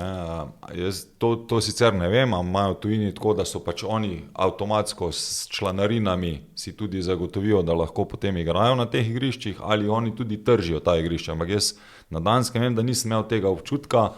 Vem pa, da so imeli 5 igrišč, pa 5 so jih ravno takrat delali, ne, na nov. Ampak ko smo mi gledali, ko se je bil isto ta Stadi Grup varianta, ne, ko smo mi gledali, je bilo, nihče se ni pritoževal, ker je bilo 100 otrok na igrišču, ne, teh tam malih, pa so imeli razparcelirano igrišče. Ampak ko so te tam mali dol šli, je pač prišla nova skupina in vem, zato mi je bilo, ne, ker je bila ena skupina, ko so bili 60 plus po moje, ne, in so prišli pač kot del kluba in ko smo se potem tudi pogovarjali, je rekel, pri nas vsi imajo možnost, so narejeni razporedi in pridejo in igrajo, ne, pač na tak način. Ja, rekreativno, ampak so pri klubu, imajo neko skupno mesto, nek prostor, kjer se dobivajo in tako se tudi ustvarjajo potem te, bom rekel, ta socializacija znotraj teh različnih starostnih skupin. Ja, zdaj, ko se spet mi pogovarjamo, da gremo na ta nogomet za vse, ne? Otroške nogometne šole, rad igram nogomet, vse, kar si pač prej naštel, ne? Da ne bom šel. Se pravi, če mi govorimo o neki bazi igralcev, nogometni vrtci tudi, ne? Pa tako. Neka baza se meni zdi, da je dosti dobra. Ne? Jaz se tudi spomnim, v Velenju, rečemo konkretno, smo 2 vrtca pokrili, pa je bilo takoj 40-50 zainteresiranih. Med drugim vem, da je bilo v enem vrtcu več kot 10 deklic zainteresiranih. Ne? Ampak ko pa pride potem to na klubski nivo, ne? So pa nenehne borbe, nimamo kam dati igralcev. Ne? Zaradi tega govorim, sem te vprašal malo glede te infrastrukture in kako to reševati. A so kakšne druge ideje še zraven? Ker meni je ves čas pač v zadnji, glede na to, da pač delam tudi v šoli, biti gibalno aktiven, tako kot si rekel prej za športno vzgojni karton, tisti, ki boste poslušali, pa ne veste, v času korone v prvi triadi 50% prekomernih težkih otrok, zaradi generalno manj gibalne aktivnosti. Se pravi, če samo to gledam, se pravi, koliko bo tudi v prihodnje vplival na vse skupaj, na zdravje populacije, ki jo bomo imeli v Sloveniji in še vse ostalo, je spet, verjetno panožne zveze v sodelovanju z državo bo potrebno nekaj narediti. Ali ti vidiš kako drugo rešitev? Ne, če sem prav zasledil v medijih, da je država v bistvu obljubila, da bo dala, mislim, da so rekli, da 150 milijonov za infrastrukturne projekte v naslednjih letih, tako da jaz računam, da bomo del tega lahko tudi deležni mi, v smislu nogometnih investicij. Da ne bojo samo dvorane in šole se gradile. Ja, seveda, mislim, mi imamo največjo bazo igralcev, to vsi vedo in jaz računam, da bomo tle tudi s pomočjo države, da nam bo prisluhnila, glede na to, da bomo sami dali 6 milijonov sredstev v infrastrukturo, ki na koncu ni od NZS, ampak je zopet od neke lokalne skupnosti. Mislim, da je prav, da nam gre država nasproti in da bomo skupaj potem lahko imeli še to večjo finančno osnovo in da se bo lahko izgradili še več igrišč. Je pa dejstvo to, da mi pomagamo v bistvu, kar se tiče infrastrukturnih projektov, tudi v bistvu preko Fundacije za šport, kjer tudi v bistvu nekako skušamo pomagati sredinam, ki kandidirajo za sredstva za izgradnjo igrišč in tako naprej, ali pa ostale nogometne infrastrukture, da pridejo do teh sredstev. To je tudi pomemben vir financiranja na letni ravni. Ampak se strinjam pa s tabo, da tam, kjer so dobre nogometne šole, kjer je veliko otrok, treba v bistvu najti načine, da se podpre ta okolja z dodatno infrastrukturo, zopet v okviru možnosti, če so dane v nekem okolju. Zdaj, jaz tu znotraj tega nogometa za vse, prej si naštel en kup stvari. Koliko ti vidiš problem, da pridejo informacije do ciljne publike? Se mi zdi, da zelo veliko projektov se izvaja, pa bom jaz rekel, pa jaz sem dosti vključen v nogomet, pa še vedno so stvari, ki grejo z lahkoto mimo mene, se pravi, pa je projekt, ki bi moral biti zanimiv ali za klub, ali za lokalno skupnost, ali veš, kaj mislim. Ja, jaz se moram malo posuti s pepelom, se strinjam s tabo, mogoče moramo na tem delu narediti kakšen korak naprej, da v bistvu, da se bolj oglašujemo, da bolj komuniciramo še bolj, da pridemo do teh, tudi po socialnih medijih, do teh, do vseh tistih, ki so zainteresirani, da se na razne načine, vključujejo nogometne. Tukaj so definitivno še rezerve, to se strinjam s tabo, ampak.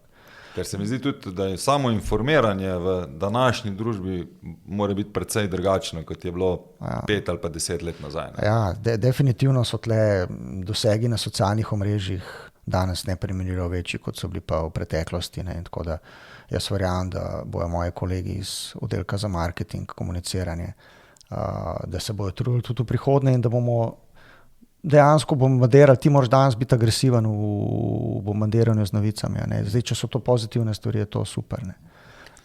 Zdaj, Rajko Korent je vodja tega dela, njega tudi upam, da ga enkrat dobim, da ga zaslišim in malo tako. Ampak kaj je zdaj, rečemo, glavni projekt, ko ga imate v tem delu, ko je vas ali pa tebe, rečemo, najbolj zanima, da se bo prijel, razvil ali da bojo tudi ljudje slišali za njega pošten, da se bo vedelo, za kaj se gre. Ja, to je definitivno na prvem mestu je kategorizacija klubov, ki v bistvu to je v bistvu projekt, ki smo ga lansko leto tudi potrdili na izvršnem odboru Nogometne zveze. V bistvu kategorizacija klubov je neko orodje, s pomočjo katerega smo razvrstili vse slovenske klube na določene nivoje, glede na množičnost in pa glede na kvaliteto. Ampak to je šele prvi korak. Ne. Na osnovi te kategorizacije smo mi zdaj lahko rekli, ok, imamo ekipe ali pa imamo klube, ki imajo vse ekipe od U9 do članske ekipe in s posameznimi ekipami tekmujejo tudi na nivoju NZS. Ne. To je kvaliteta. To so klubi kvalitete in ta rang smo imenovali rang A in znotraj tega ranga imamo rang A1 in A2. Rang A1 so klubi, ki v bistvu ne bi imeli svoje akademije, ne, in v tem trenutku pač mi nimamo nobenega kluba, ki bi zadostil mednarodnim kriterijem, kaj pomeni to biti nogometna akademija. Ne. A2 rang so klubi, ki imajo celotno piramido in imajo štiri ekipe na nacionalnem nivoju in potem pridemo do B ranga. B rang je v bistvu so to razvojni klubi in potem C rang so pa v bistvu klubi priložnosti. To govorimo o finančni, rečemo, podpori. Ne, to govorimo o, se pravi, ta kategorizacija do zdaj ni bila nobena osnova še za finančno podporo, bo pa nudila neko platformo potem za naslednje projekte, ki bomo izvajali. Ne. In zdaj bom rekel, naslednji korak bo v bistvu vrednotenje nogometnih klubov. Zdaj, kaj je cilj? Se pravi, najprej smo skozi kategorizacijo smo mi naredili, skenirali smo v bistvu slovenski nogometni prostor in smo rekli, imamo 278 klubov, od teh jih je toliko v tem rangu, toliko v tem rangu, toliko v tem rangu. To smo naredili. Zdaj saj vemo, kje smo. Ne. In od teh 278 klubov, Igor, imamo 161 klubov, ki nima cele piramide. To je podatek, ki je zelo, zelo zaskrbljujoč. Se pravi, 161 klubov imamo, ki nima cele piramide. Ne.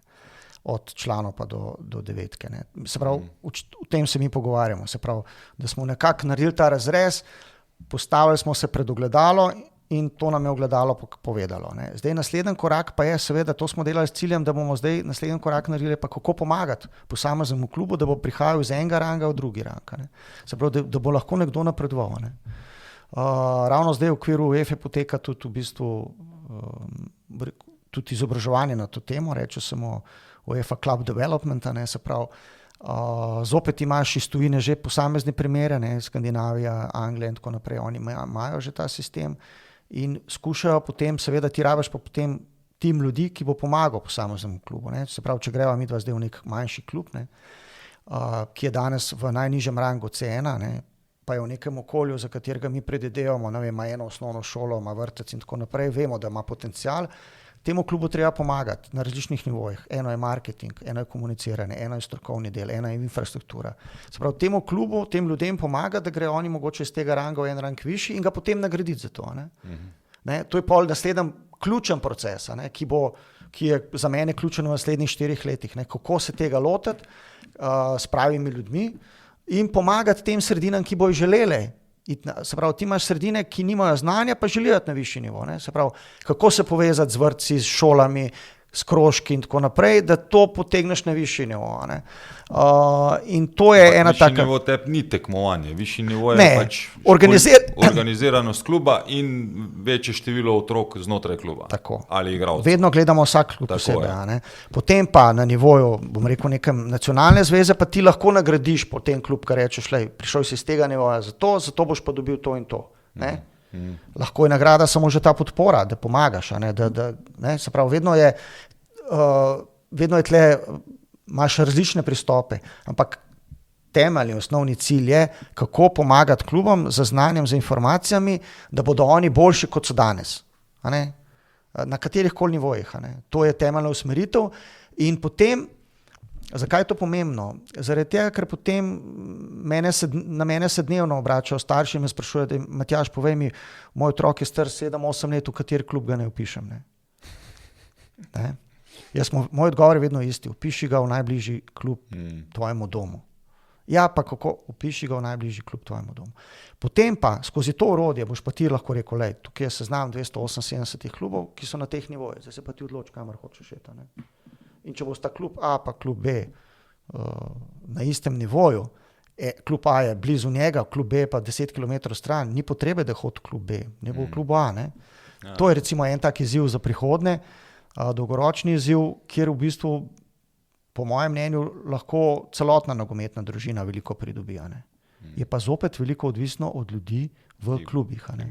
Če bojo ljudje v klubih rekli, nam je zadostno, mi ne rabimo več, mi ne bomo silili v te klube, mi bomo šli v klube, kjer želijo pomoč. In bomo vedno pomagali tam, kjer želijo pomoč.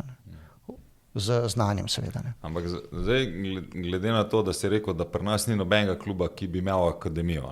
Zdaj, jaz sem štartal s tem prvo generacijo nogometnega razreda v Ljubljani, takrat je bil selektor 15-16 gospod Miloš Rus, on je bil vodja prve generacije, midva smo potem skupaj delala v drugi generaciji.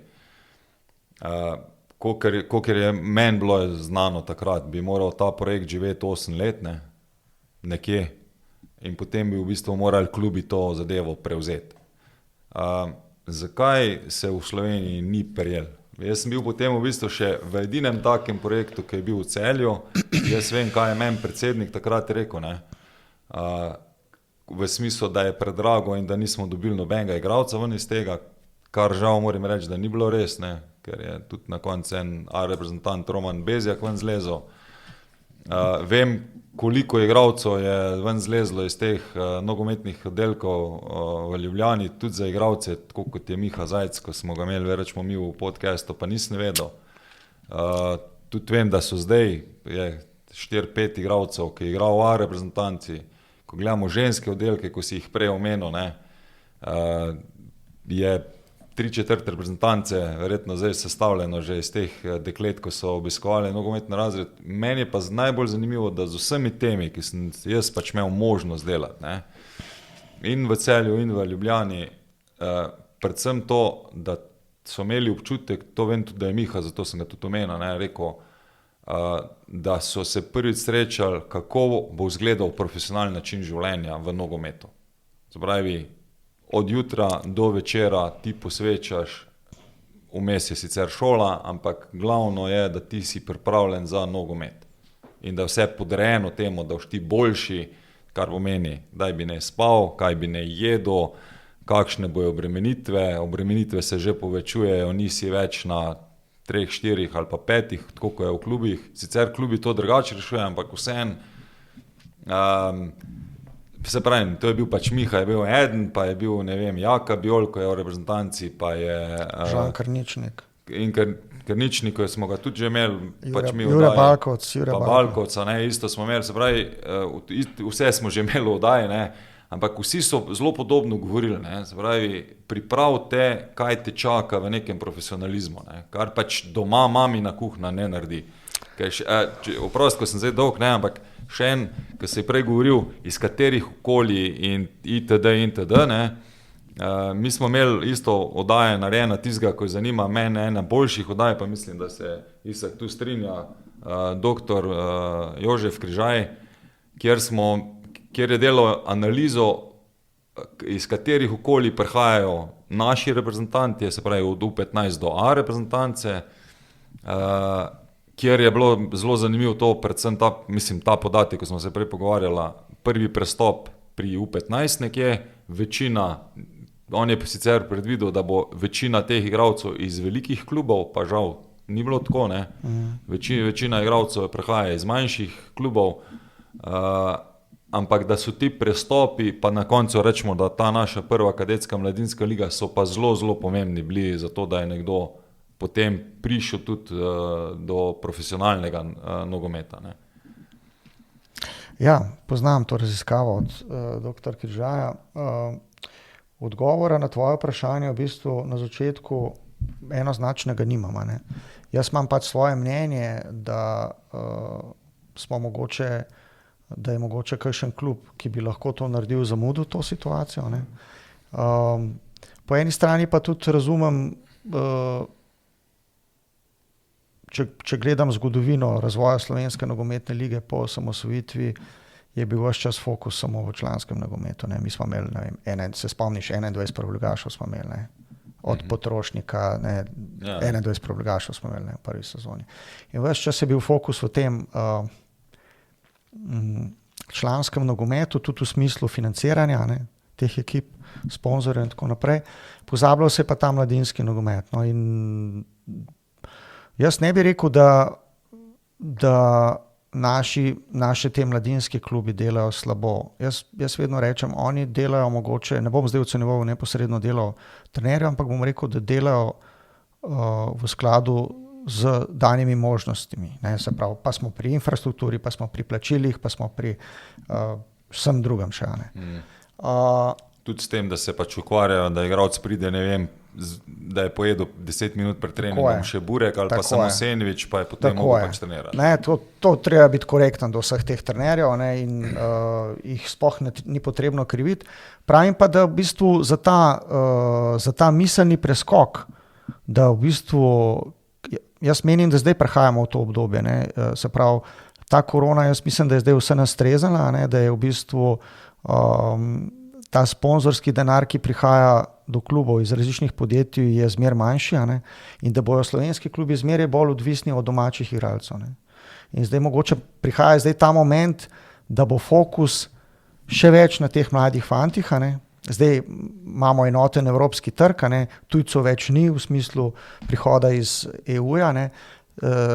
Moje osebno mnenje je, da smo zdaj v zadnjih letih pretiravali z številom igralcev ne iz Slovenije, ampak iz EU-ja. Ne. In tukaj je treba definitivno narediti korak naprej v smislu, dajmo priložnost mladim fantom. Po drugi strani je pa na klubih, da bodo začeli ustvarjati ali pa več investirati v te zadeve. Samo sprašujem se, iz kje bojo vzeli denar. Ne. To je zdaj tisto ključno zadeva. Ne. So določeni približki tem akademijam, ampak ne vem, jaz mislim pač, moje osebno mnenje je, da je Maribor zamudil svoj moment takrat, ko je dosegel res velike uspehe, da je tudi, bom rekel, veliko sredstev pridobil iz naslova uspeha v Champions League, da so takrat mogoče zamudili ta moment, da bi dali nek konkreten vložek v mladinsko šolo, da bi to akademijo ustvarjala. Ne. Ampak se pravi, mogoče sem krivičen, pa narobe to gledam od zunaj, ampak po moje je bil takrat to ta pravi moment. Oni bi lahko ta moment takrat izkoristili v to smer, dobili bi vse slovenske fante iz cele Slovenije, kdorkoli bi ga hotel, bi prišel tja, ustvarjali bi pogoje in bom rekel, ta proces bi danes potekal še vedno lahko. Čeprav oni so dobili igralce, rečemo. Zato sem se nasmejal, ne. Ker včeraj je prišla, glede na to, kdaj mi snemamo to oddajo, oddaja z Martinom Kramaričem, ki je prihajal z 16-17 v Maribor, pa mi je bilo ravno ta del mi je bil zanimiv. Jaz sem bil premlad, da sem sam v svojem stanovanju. Ne, se pravi, pač potrebuješ neko kontrolo. Drugo dejstvo, ki sem pa jaz tudi ugotovil, ne, pa ti tudi veš takrat, ko smo delali, igravci, če so se koga bali, so se bali trenerja. Se pravi, trener je bil tisti, ki je ob 10 zvečer hodil po sobah in kontroliral igravce, a so v posli, a spijo, ali ker vzgojiteljice pač z vsem spoštovanjem do vseh, ki so bile zelo v redu, ne, niso imele toliko močnega vpliva na vse hormone najstniške, ki so špricali tam ven teh 20-22 igravcev, ko smo jih imeli. Ne. Zato pravimo, ne. Ja, se pravim,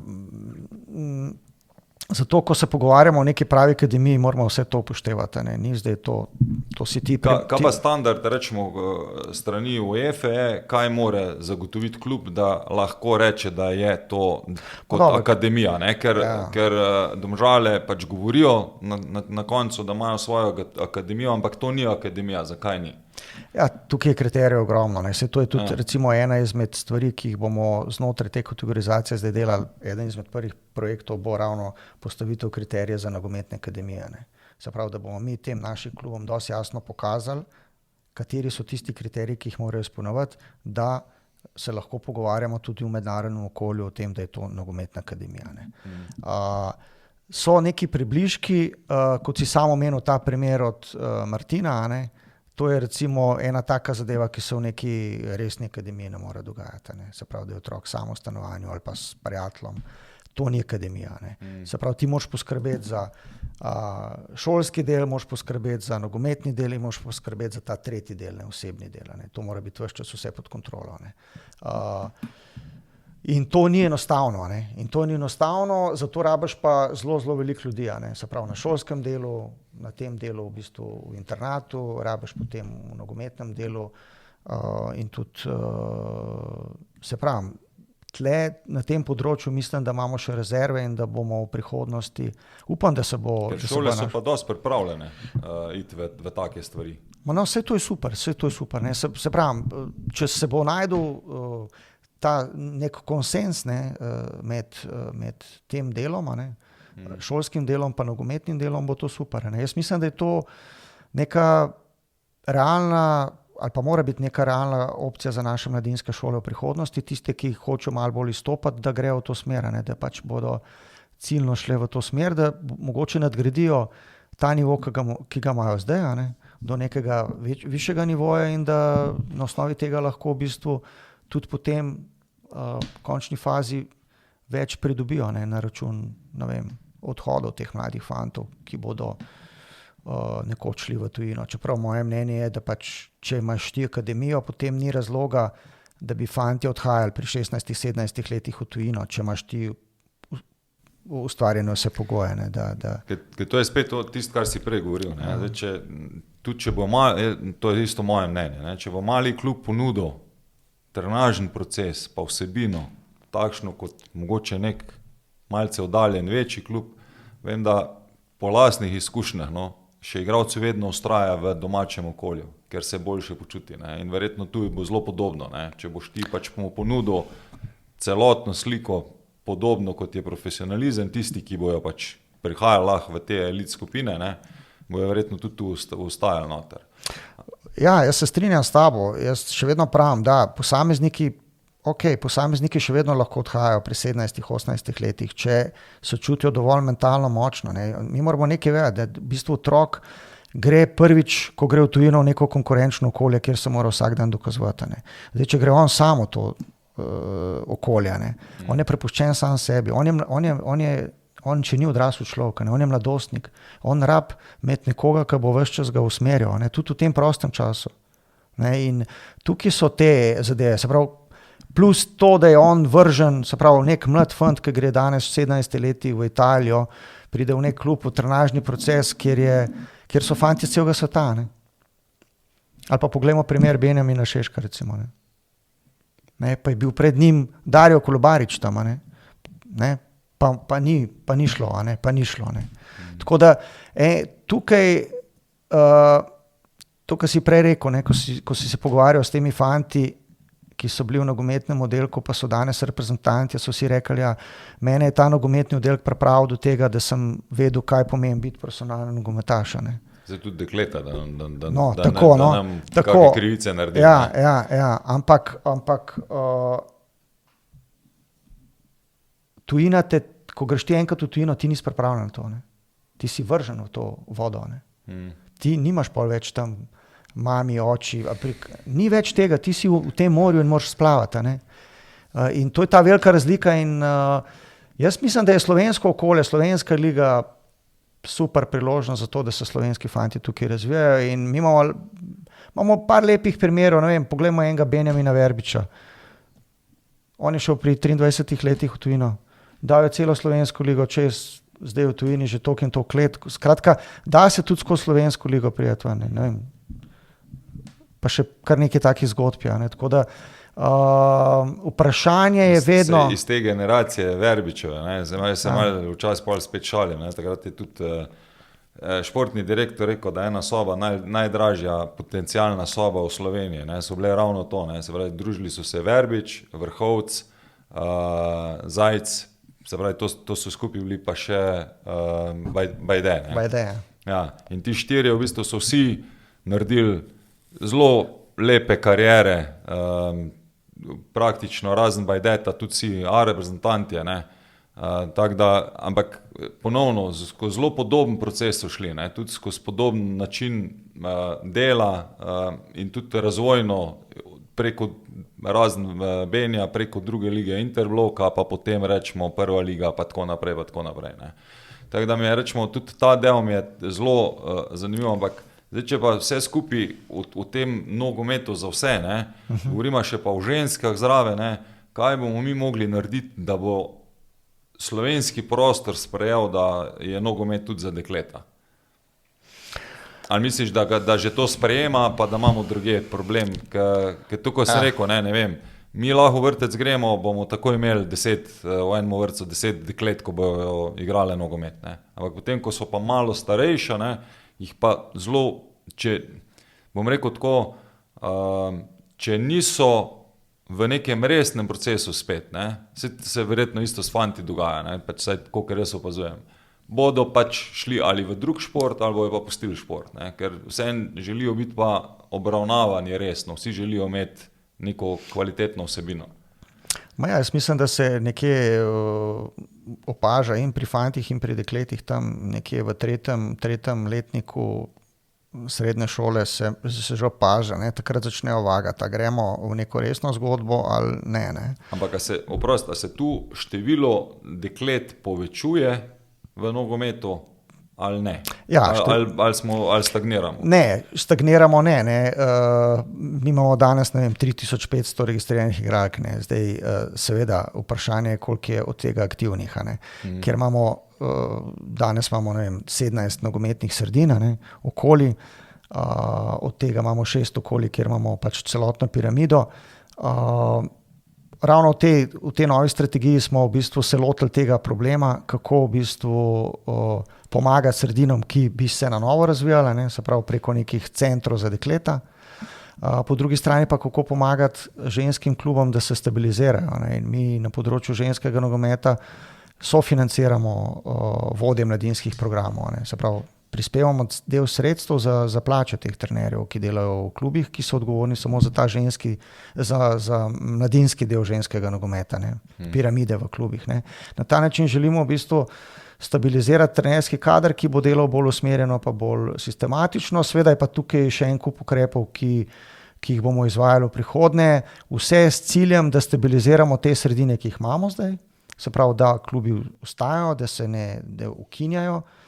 Čeprav smo imeli žal primer zdaj ŽNK Ptuj, je v bistvu izstopil iz prve slovenske ženske nogometne lige, ampak tam je bil problem tudi drug, da v bistvu piramide ni od spodaj.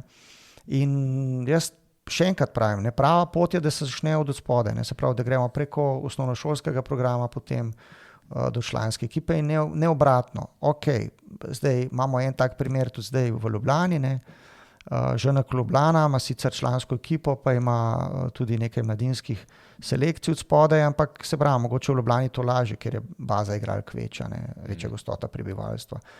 Ampak po drugi strani imamo pa tudi tukaj omitve, pa je spet problem infrastruktura, takoj, kje trenirati, kje igrati tekme, za ženske govorimo, tako da kar se tiče tega gre se pravi, nakazuje se tudi v smislu licenciranja, da bo zmeraj več zahtevenega povezovanja moških sredin z ženskami v kakršnekoli obliki. In v to smer grejo trendi tudi strani UEFA. Tako da sem vesel, da se dogajajo take zgodbe, kot so se zgodile v Prekmurju, kjer se je v bistvu ŽNK Pomurje združilo z Muro. Oni so v tem okolju to prepoznali. In jaz vedno pravim, da nogometno zrela je družba takrat, ko ne deli več nogometa na ženskega pa moškega, ampak ko se pogovarjamo o nogometu, ves čas mislimo na oba spola. Tako da lahko rečem, da jaz mislim, da nimamo zadržkov kot družba do tega, da nogomet ne bi bil za ženske, je pa treba ustvarjati pogoje, ker punce rade igrajo nogomet, to moramo povedati. Punce rade igrajo nogomet. To ni problem, Pravim, problem je ustvariti treba pogoje. Ko se mi pogovarjamo o tem, o tekmovanju, pa ko se pogovarjamo o gledljivosti, pa še o čem drugem, ker je še vedno, vsi, ki še niste gledali naše A reprezentance ženske, pejte jo pogledati, ker boste videli, da je to nek drug nivo ali pa tempo, kot si mi mogoče predstavljamo. Sicer je to nekoliko počasneje, kot so moški, ampak to ni več tako velika razlika, da bi, včasih so lahko naši U14 igrali z igralkami škal, Jaz sem zelo prepričan, da danes je to povsem drug nivo, ali pa da so dekleta napredovala, sploh naša A reprezentanca za 3 ali pa 4 nivoje. To drži, to je ženski nogomet se približuje z velikimi koraki moškemu, tudi minulo prvenstvo v Angliji, ne, analiza je pokazala, da so na tem fizičnem delu, na kondicijskem delu, da je narejen ogromno napredek naprej. Igralke isto pretečejo, čez 10 km, pa tudi kar se tiče napadanja, teka, pa vsega tako, tega je. Tudi kar se tiče napadanja na žogo, to ni več pred svojim golom, ampak je to tretja cona. Ne. Tako da tukaj, mislim, ja, ženski nogomet v določenih delih Evrope je že res profesionalni nogomet, kjer se igrajo res dobre tekme vsak teden. Ne, in, ampak ja, se bojim, da bo tle razlika na tem delu lahko kvečem zmer večja. Ne. Ker tu jaz gledam, ne, se pravi, NZS ima program dekliškega ženskega nogometa 23-27, ne, ampak če jaz tako iz svojih izkušenj pa razmišljanja bomo potrebovali vsaj 10 let, da bomo pripeljali, pa bomo mogli biti zelo pridni na nek nivo, rečemo da bi pokrili celotno Slovenijo, pa da bo dovolj igral. Ja, dobro. Te programi, to so strategije. Ne? Ne razumem, ja. Ja, strategija ti vedno kaže neko pot usmeritev. Ne? Sej tudi strategijo je potrebno evalvirati vsako leto, postavijo, mogoče tudi med samo strategijo prepoznaš neke druge prioritete, ki jih mogoče v danem trenutku, ko si pripravljal strategijo, niti nisi zaznal. Ne?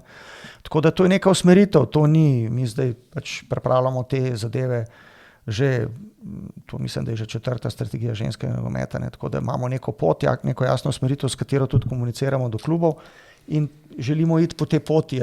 Je pa veš, Igor, tako je, mi bomo sicer v 10 letih prišli do nekega nivoja, ampak tudi drugi bojo šli v 10 letih naprej, tako da mora biti realna, ne, tako da, ampak če bi jaz samo 2 leta nazaj zavrtel film, pa bi rekel, ali pa 3 leta nazaj, pa bi rekel, okej, kdaj boš ti lahko gledal tekmo slovenske ženske lige po televiziji, letos jo lahko gledaš, vsak vikend imaš tekmo, imaš na Planetu, imaš na drugem kanalu, tekme se gledajo, tekme se prenašajo, se pravi, to je eno tako sporočilo širši slovenski družbi, da je ta šport čisto sprejemljiv, ne, in da je gledljiv v končni fazi, je pa vedno stvar potem te konkurenčnosti pa kvalitete, ne, ampak jaz sem optimist, kar se tiče ženskega nogometa pa razvoja, je pa res to, da v bistvu je veliko odvisno od ljudi, ki vodijo te sredine. Ne. To so v glavnem volonterji, prostovoljci, ki se odrekajo, ki dajo svoj prosti čas in jih je treba spoštovati. Zahteve pa vedno več, ne. Ampak po drugi strani je pa UEFA letos prvič delila sredstva tudi iz naslova uspeha slovenskega predstavnika v UEFA-ni Champions League za ženske. Ne. Se pravi, klubi naše prve članske lige so dobili del sredstev iz naslova uspeha Pomurja v Ligi prvakov, kar pomeni, da se ta kolač tudi tle deli. Ne. In to je nek dodaten motiv lahko za vse te sredine. Ne. In je pa res to, da nogomet se spreminja in razvija in Jaz imam včasih v ženskem nogometu tak občutek, ne, da tako kot so bile olimpijske veslaške v času Čopa pa Špika, ne, ko sta se pogovarjala selektorja angleške reprezentance pa slovenske, ne, poznaš to zgodbo? Ne. Ko pravi, on angleški pravi našmu, pravi, čuj, pa koliko veslačev imate vi v Sloveniji, 2 olimpijske zlate ste pobrali, ne, pa on reče 40, ne, pa on angleš pravi, a 40,000, ne, ker mi jih imamo pa samo 200,000 veslačev, ne, pa on pravi, ne, 40, nič ni več 1000 zadnje, ne. In tako imamo včasih jaz občutek pri tem ženskem nogometu, zdaj smo bili zelo blizu velikega nastopa, ne, če bi se ta tekma zmagala, bi bili res blizu, da bi šli na eno veliko tekmovanje.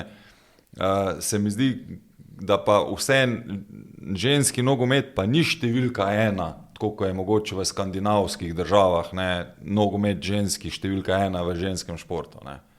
Ja, treba izhajati tudi iz družbe. To so družbeni odnosi v skandinavskih državah ali pa naša zgodovina se težko primerja, ampak če pa ti zdaj primerjaš Slovenijo z ostalimi državami na Balkanu, smo pa mi okno za vse, ne, v tem smislu. Ampak prav je, da gledamo naprej. Ne.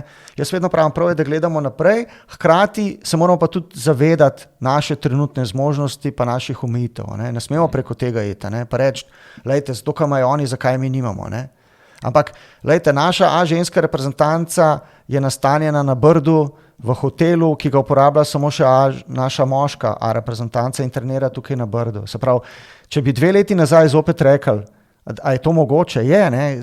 Torej, koraki so narejeni, in jaz verjamem, da igralke se tega tudi zavedajo in da to spoštujejo in da to ni dano samo od sebi ali pa nekaj samoumevnega, ne.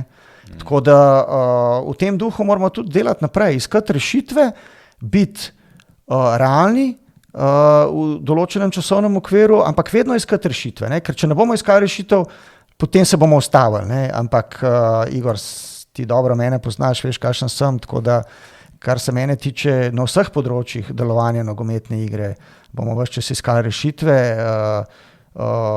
treba jih je prepoznati, včasih mogoče tudi iskreno povedati, da smo kje naredili napako, to priznati, ne se tega sramovati in iti naprej, ne, ker ti v bistvu vsi delamo napake in problem bi bil, če jih ne bi prepoznala, ne, da jih delamo, ne, tako da. Se tudi nogometna igra je tako narejena, ne? Moraš veliko napak narediti, da se nekaj dobrega pol zgodi, ne? Tak je pač v življenju. Midva smo zdaj res že kar v podaljških noter, ne? Tako da... Extra time. Extra time, ja. Računal sem, da te ne bom toliko dolgo zadržal, ker vem, da si iz sestanka na sestanek in vse ostale dogodke, ki si jih imel v preteklosti, ne? Ampak vseeno v zaključku projekti družbene odgovornosti. Dajmo iti v to, ker vseeno tudi jaz bi želel za to oddajo, da mi informiramo ljudi, pa hkrati mogoče, da se kar v enem velikem deležu malce izobražujemo glede odnosov, kako funkcionirati ob igrišču, na igrišču, kako razvijati igralca ali pa odnose in kaj pomeni ta zdaj naša družbena odgovornost, glede na to, da tudi jaz verjetno sem kdaj s kakim igralcem naredil velik napak ali pa kakšno napako, ne. Kaj to pomeni, o čem vi govorite ali pa kakšne projekte imate tu noter? Ja, področje družbene odgovornosti je zmeraj bolj pomembno, ne, in mi kot nogometna zveza poskušamo v bistvu tudi v odnosu do naših sponzorjev delovati v tem smislu. Področja, ki jih pokrivamo, so zelo različna, kot sem ti že prej omenil, se pravi, mi se že dolgo časa ukvarjamo z temi specialno olimpijado, to so pač ljudje, ki so imeli določene poškodbe možganov ob rojstvu in tako naprej. Jih gostimo vsako leto, ukvarjamo se kot sem ti že prej rekel, s projektom na Debelem rtiču v okviru Rdečega križa Slovenije. Veš, včasih, ko sem bil tam, ne bom nikdar pozabil, ko pride tako avtobus, ko se odpre avtobus, ko pričakuješ te otroke, da pridejo, ne. Pa pridejo otroci, pa jih potem vpraša vzgojiteljica, vzemite še svoje torbe, ne, pa pridite sem, ne. Pa tako 2 ali pa 3 otroci stojijo na mestu, pa jih ona vpraša, zakaj pa vi ne greste po svojo torbo, ne. Pa prav, mi nimamo nič, to, kar imamo na sebi, to imamo, ne. Nekateri otroci pridejo bosi. Skratka, govorimo o tem, da naš slogan je z nogometom izboljšujemo življenje, ne. In se mi zdi, da ta področja, da če si danes zdrav, ne, brez nekih zdravstvenih težav, da moramo vsi to ceniti kot neko vrednoto, ne. Veliko ljudi okrog nas, tudi sam sem imel pač to izkušnjo, ki se mi je zgodila pred enim letom, se mogoče tega niti ne zaveda, ne, da je zdravje nekaj samoumevnega. In mi skozi te projekte skušamo v bistvu pozitivno vplivati na vse deležnike v nogometu, ne. Na eni strani so to starši, na drugi strani so to trenerji, na tretji strani so to igralci. In se mi zdi zelo pomembno, da je ta odnos spoštljiv na kateremkoli nivoju, ne. Se pravi, da smo spoštljivi v komunikaciji, včasih je to težko, ampak da spoštujemo en drugega kot osebnost. In na teh področjih bomo tudi v prihodnje veliko delali, želimo tudi ustanoviti, pa ne bo mogoče to za konec, tudi v bistvu fundacijo na Nogometni zvezi Slovenije, v bistvu po modelu UEFA, ne, UEFA ima tudi fundacijo za otroke, kjer se donirajo določena sredstva. in skušamo pomagati na različne načine. V določenih projektih ne smem javno govoriti, zaradi tega, da zaščitimo posameznike, ampak verjemi, da je veliko teh osebnih stisk igralcev, trenerjev, bile so poplave v Sloveniji, v preteklosti se spomniš, pa smo pomagali klubom in tako naprej. So take in drugačne življenjske zgodbe, ki jih poslušamo po medijih. In tukaj se mi vključujemo v to zgodbo, pa ne želimo biti medijsko izpostavljeni, ker se nam ne zdi pošteno, da bi se zdaj medijsko izpostavljali, pa da bi rekli, Nogometna zveza je pa dala, to nam ni pomembno, komuniciramo pa mi to z našimi sponzorji. Naši sponzorji to dobro vedo in sem prepričan, da nas tudi zaradi tega podpirajo, ker vejo, da vračamo družbi nazaj. In se mi zdi, da strategije teh podjetij, ki dajo denar v prihodnje, grejo zmeraj bolj v to smer. Se pravi, iščejo partnerje, ki bodo potem tudi dali nazaj družbi, da bo družba boljša, da bomo vsi boljši, ker v končni fazi se veš, ne vem, če bi bil jaz srečen, če bi imel vse na svetu, ti pa nič, najbrž bi bil jaz žalosten, zaradi tega, ker kaj bom pa delal sam, če imam vse na svetu, si drugi ne morejo to privoščiti. Tako da mogoče je to ena taka pozitivna stvar, ki bo nas kot družbo v končni fazi lahko tudi spremenila.